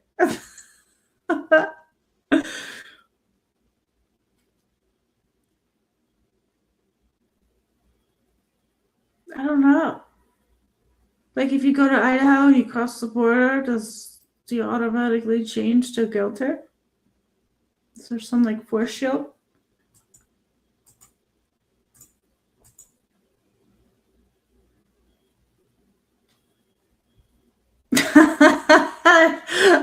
I'm not even sure if you are a closeted guilter. That's funny. That's so funny. All right. So Too Fast for Fleas says, I just want to know from the state edited the pickup. So you know how the media stretches everything? They definitely manipulated some of the photos early on, from Latah County. I think he was wearing an orange suit. Oh, and then that real suit that he came out with really early on, I think they manipulated those pictures, and it may have been the media who manipulated, because it looks manipulated. His skin doesn't look like a natural skin color, and his eyebrows look like they've been darkened. So yeah, I think that photo was definitely edited. So whether the state did or not, I don't know. But if you looked at the new document, let me bring it up. Because the state recently put out the response to the motion in limine for the identification of the make and model of the car. They have those new photos out, and I could show you a little bit of where it kind of does look. That picture even looks edited. Where is it?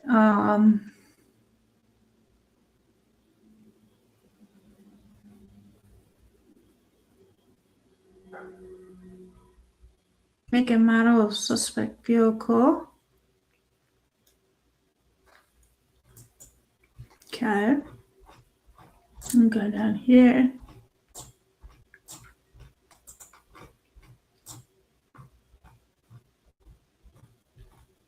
Is it this one? Where they have all the new pics?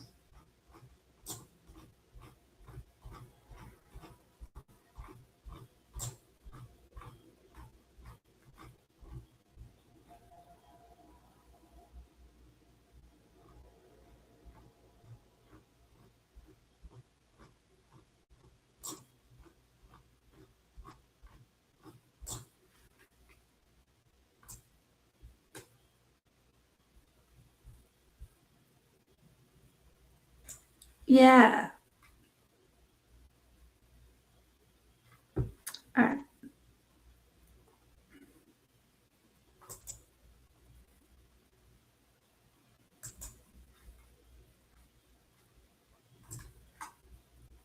Let's see if I can.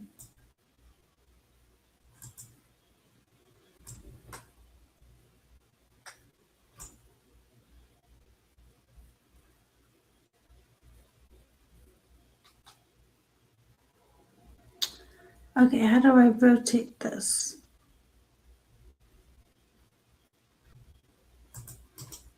Oh.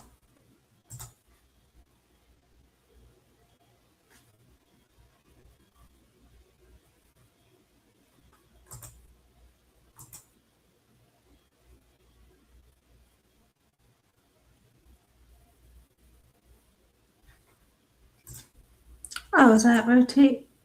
Rotate. There you go.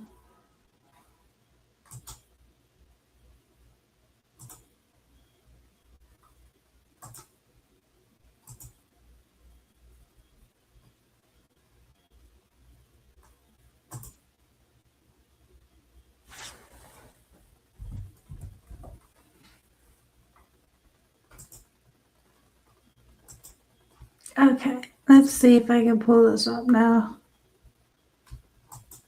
CG does this stuff so fast when he brings up these pics. Danny King says why they would direct their investigation away from the circle is odd. I have said for a while there are so many other explanations that make more sense. Yes, exactly. Okay, I want to add an overlay here. What? Oh.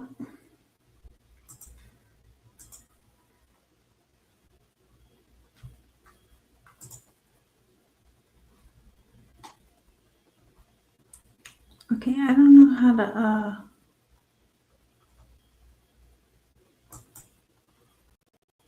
to zoom into that.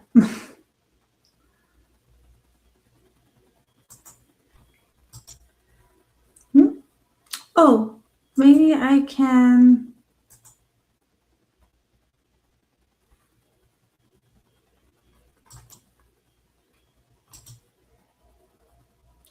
open with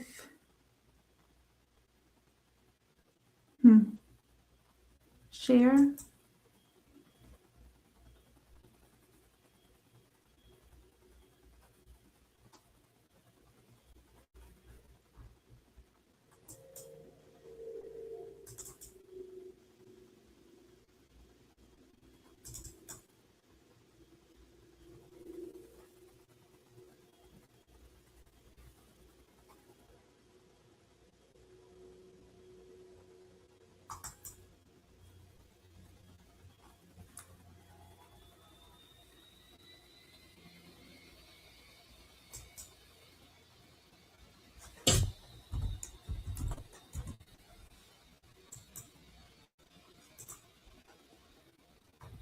All right, I should open it now.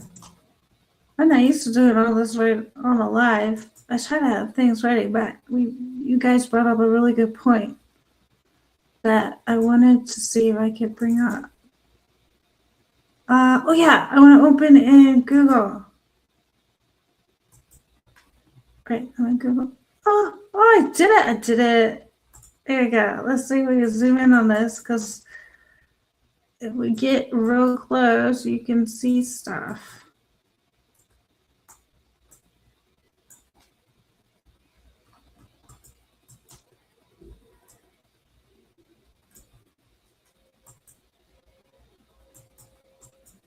Oh, it doesn't zoom in anymore.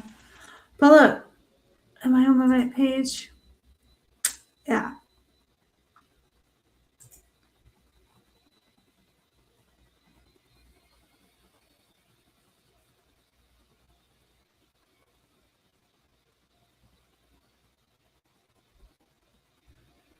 Okay. So right in here, I can see bright, like it's a little brighter than here in the middle.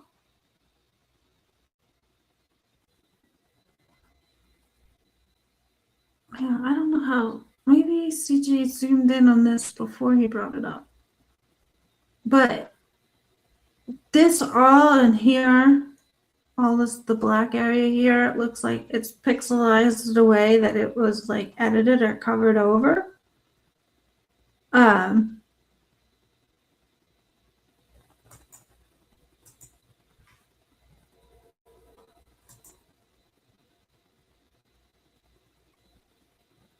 Oh, I can also do this, I think.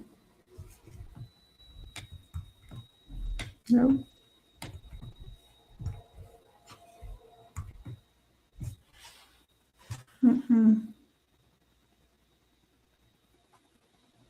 I don't know, but if any of you get a chance, I would try to look in here and see, you could see,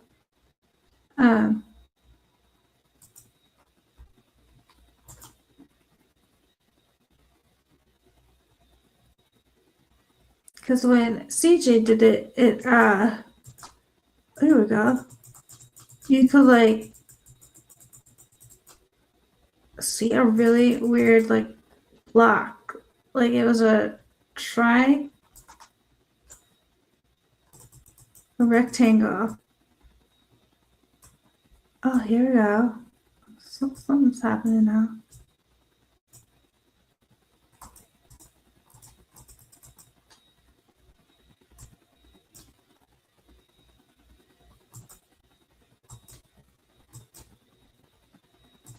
Okay. All right. Now, how do I save this? Save options. I guess save as a copy.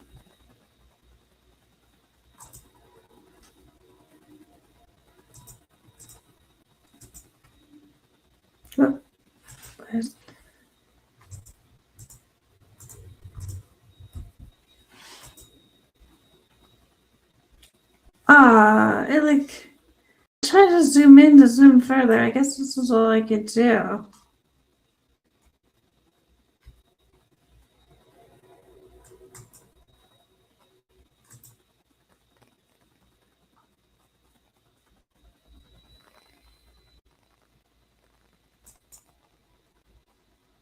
Oh, how do I do that? Okay, now what if I hit print? Oops.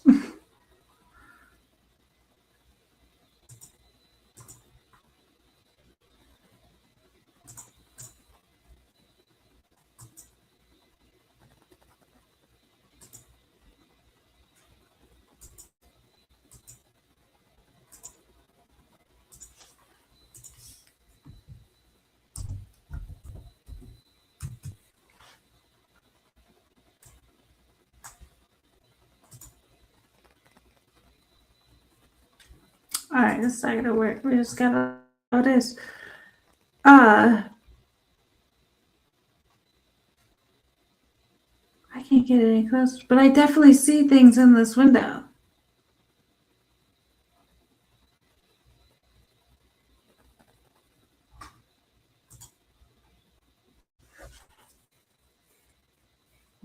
Yeah, this like this is the best I got.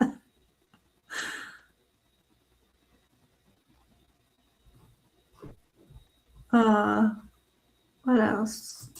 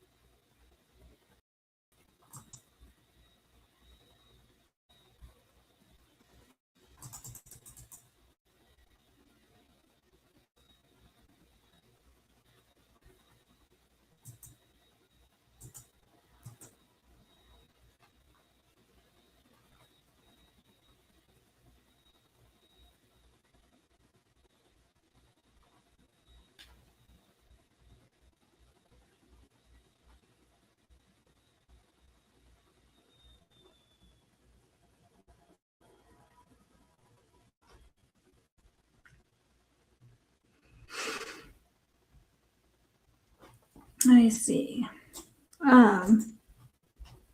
You know who had a really good video of this? That pic looks edited on the right middle, where the door with the door seam.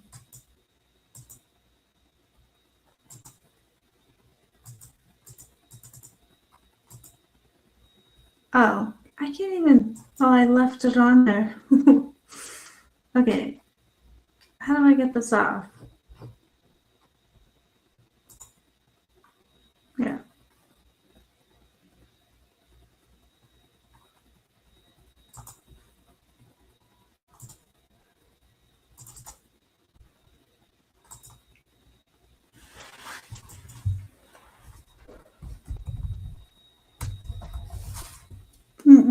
All right. There, somebody could do it much better than I can.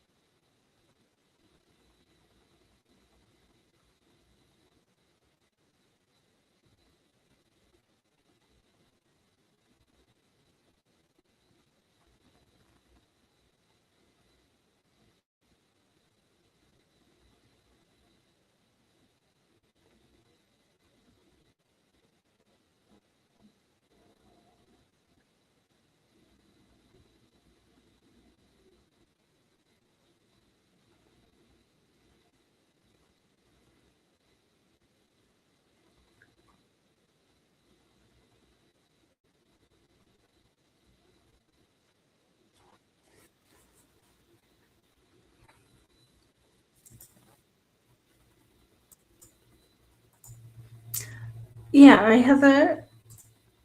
It looks like it's like melting.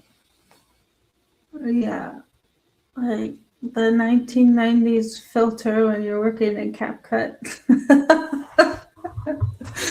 Yeah. So I will link this. I found Tommy from Once Upon a Time True Crime shared this earlier. This is from Mark B. So I will share put his link below. But I think he did a good job of showing the backs of the cars. That this definitely isn't. This is 2013. It's like, yeah, it's melting into the picture. Twist says, where's the black thing on the back bumper? Wait a minute.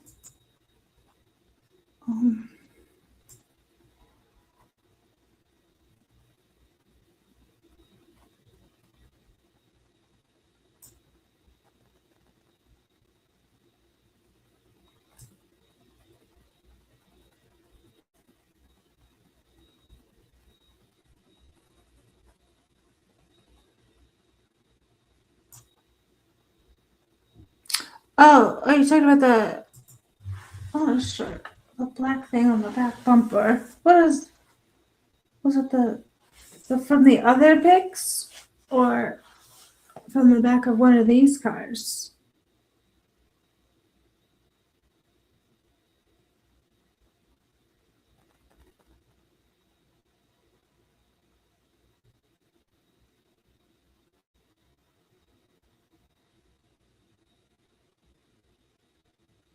That car has it. The 1113 dump. Oh.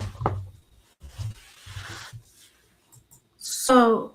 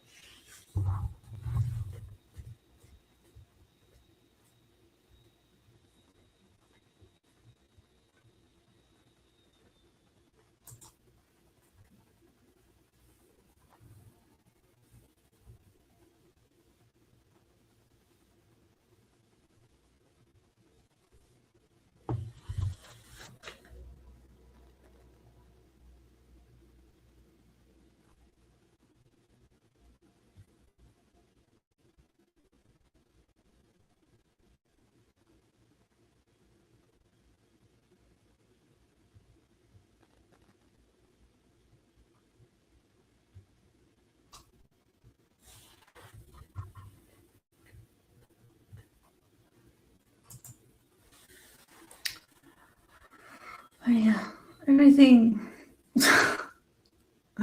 And this car is on Ridge Road, right? So it's not even where they need it to be. And these pictures are a joke. Like, I don't know what kind of things are going on, but like, who is going to be able to say those are the same cars without feeling pressured into saying it? And there's a lot of pressure in this case to, think a certain way. I don't know.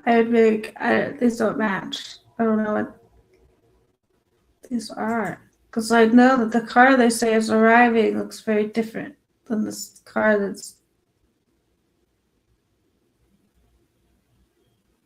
departing. Make and model chart 3. So are all the other charts.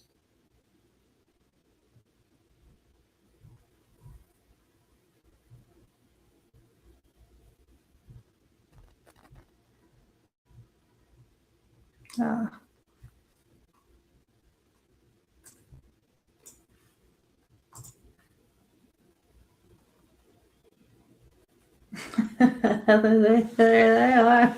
They're emphasizing us for sure.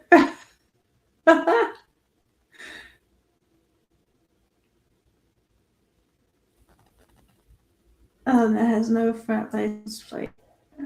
Yeah, right. That's insane that the law enforcement can't tell if there's a front.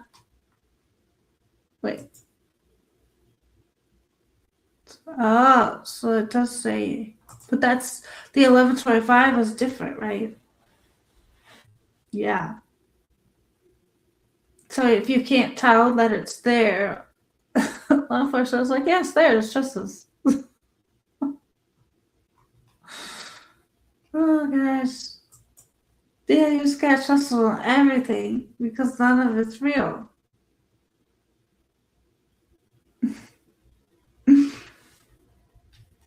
That's so ridiculous. This car.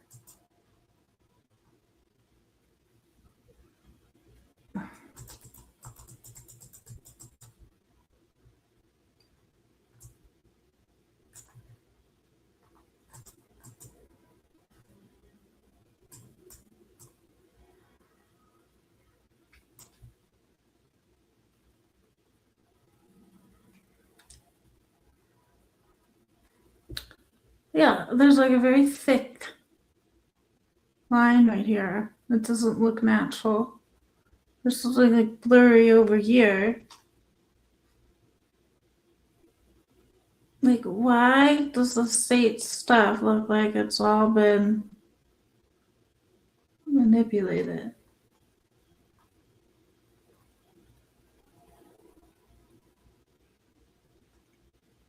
Right. So the guy was saying that the reflector on the newer one should be kind of in line on a corner, and it's not here.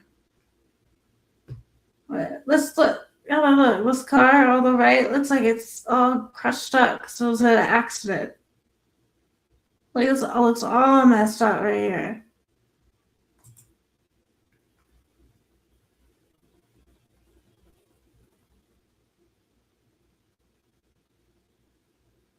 Yeah, that's exactly what I mean, Heather. Heather says, Payne's own testimony states that the car not having a front license plate was not a thing until after they knew Brian's name. Yeah, they even, Payne eventually admitted it. Too Fast for Flea's best name says, the back windshield comes up higher on the roof line than the pic they had, and the past rear window goes back further. Yeah, that too. Twist said, I don't even know where this pic came from. I know. Twist says facts. Wait, and this one from Heather. Heather says they just dribble some lights on the rear. Well, yeah, Payne brings his own crayon. Didn't someone say that Payne brought the red crayon?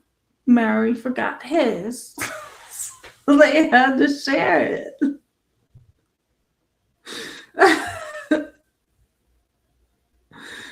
Twist says maybe the front pic is from WSU. Oh. Too Fast for Fleas says it looks like they pieced together a couple of cars or did like the DNA, just filled in with what they think should have looked like. Yeah. Yeah, they did. Like, now that I get a good look at this photo here, it all looks crinkled and smashed, like crinkled tin, like aluminum foil on the right of this car. Seek his death. Wait, what did I say? Heather says, listen, I literally have cameras, and I never have I ever seen even half as shitty of a car captured as I have seen in these images that the state is planning to use against someone as they seek his death, right? But yeah, crinkle fries. Now I want French fries. Yeah. Does this car here look like the car they found in Oregon? Was the car found in Oregon this messed up? Because I knew it was like crashed a little, right?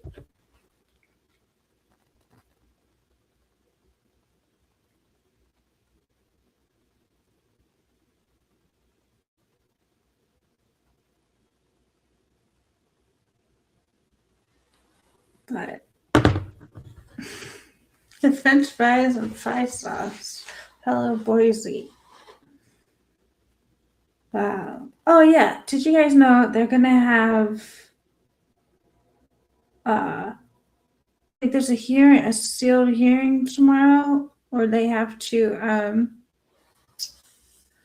submit their jury questionnaires. Because Heather says, why does the bottom portion look so dirty? It's been, what is that place? That monster car place, that derby, where cars just go around and get destroyed. It says, why does the map that we first got in the PCA look so bad, but the freaking one in the Mission Lemonade looks clean, right? Twist says, jury questionnaire. BK drove to Indiana. Yeah, I had it up this morning. Let's see. Oh, I can find it.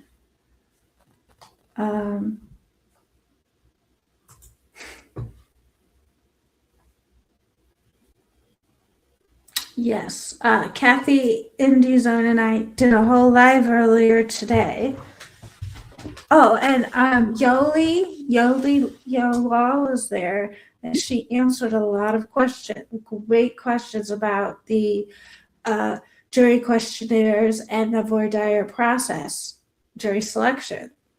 And I don't know if you haven't subscribed to her, please do.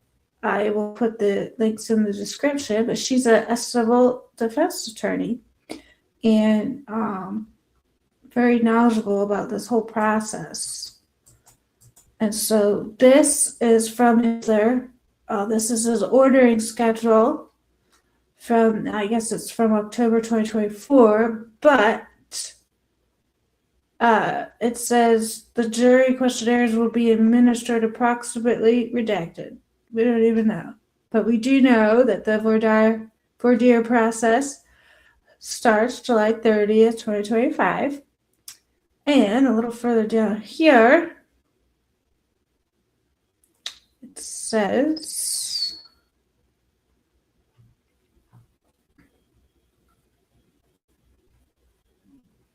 okay, says proposed jury questionnaires shall be simultaneously filed under seal by March 24th, 2025. Okay, and then the seal hearing or objections are due March 31st, 2025. A sealed closed hearing on the proposed jury questionnaires will be held on April 16th. Okay, so I was wrong. There's not a sealed hearing tomorrow, but the proposed jury questionnaires are due tomorrow, and any objections will be on the 31st. And the hearing will be closed on the 16th. So we won't get to hear any of that. I hope that the voir dire process will be open to the public so that we get to see how they choose the jury. Yeah, so down here under trial materials, proposed jury questionnaires shall be simultaneously filed under seal by March 24th, 2025. That's just the reality of it. Is like, wow, it's getting close if they're submitting questionnaires already. And so when the questionnaires are supposed to go out and so that it can, rule out the first group of jurors. So then when the group that actually does come in, they've already got a round of them, pre-selected or a round of them already knocked out. So then they have a better idea of, what kind of jurors that they have. And yeah, it makes things a little faster, but all of it just makes it like, oh my gosh, trial's gonna be here soon. I don't know. It makes it feel like I can't believe this thing is still a trial too. Like, why? I can't believe the courts is still like allow something this ridiculous to be around.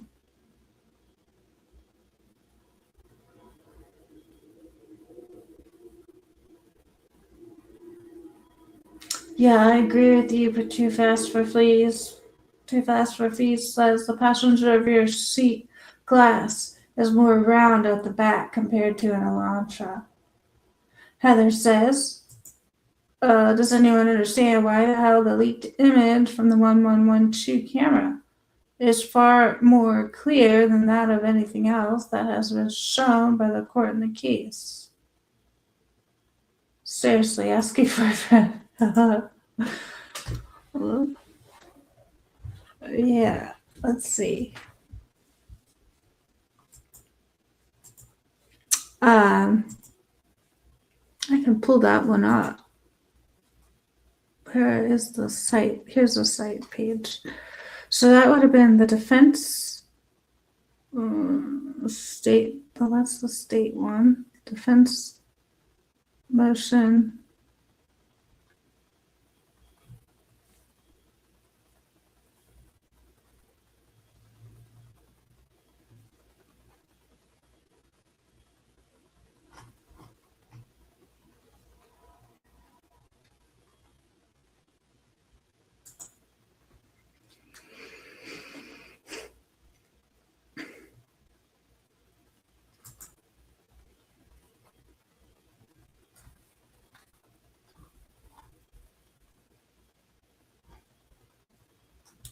Okay, is this the one, Heather?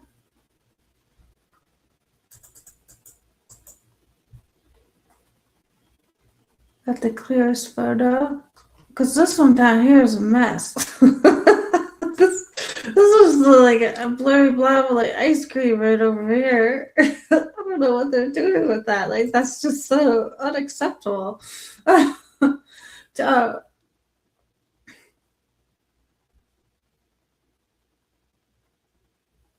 Oh, the alleged one to be leaked by Steve and Brett. Okay, Heather. Too fast for sleaze says because it was after 2 a.m. Nothing is visibly clear after 2 a.m. I still it. Things get blurry, right? The 156 still. Oh, okay. Danny King says, "People just think it's a slam dunk, right?" This Heather says, "I'm talking about the one leaked by Steve G. and Brat with the timestamp of 156. Why is it that one far more clear than anything that the core has shown?" That's the oddest thing. It's like they have their own set of evidence. Their set of evidence is a little clearer. That's so weird. It's like they're prosecuting their own case. This is different. It seems like they're prosecuting a different case. Danny Kane says, supposedly he returned in the daytime. Why are they showing only this nighttime footage? Oh, good question.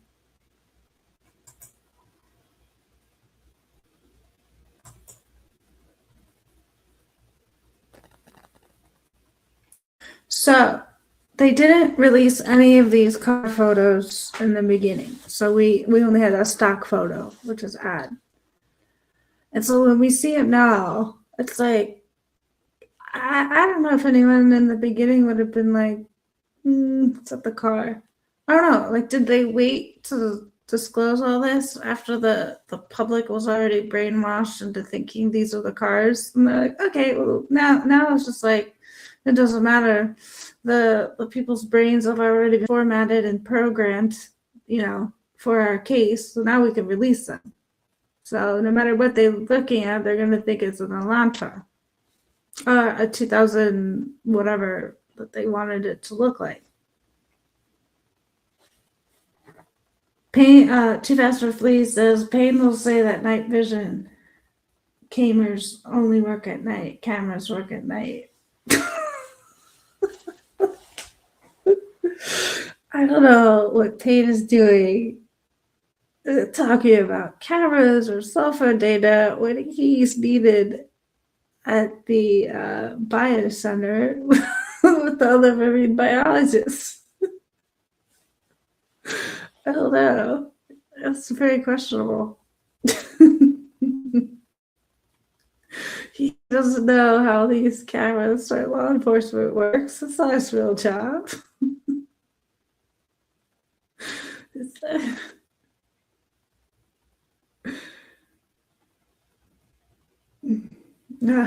All right, guys. I'm so tired. It's been so great to have you all here. Thank you, everybody in chat. Thank you, everybody on replay. It's also fun. I hope you learned a little bit about DNA and Riley Nowlin going to all these conventions and learning what she's supposed to learn and completely ignoring it. Have a good night, everybody. Oh, yeah, Payne, go back to the dolphins. Yeah, he does dolphin shows. Bye, everybody.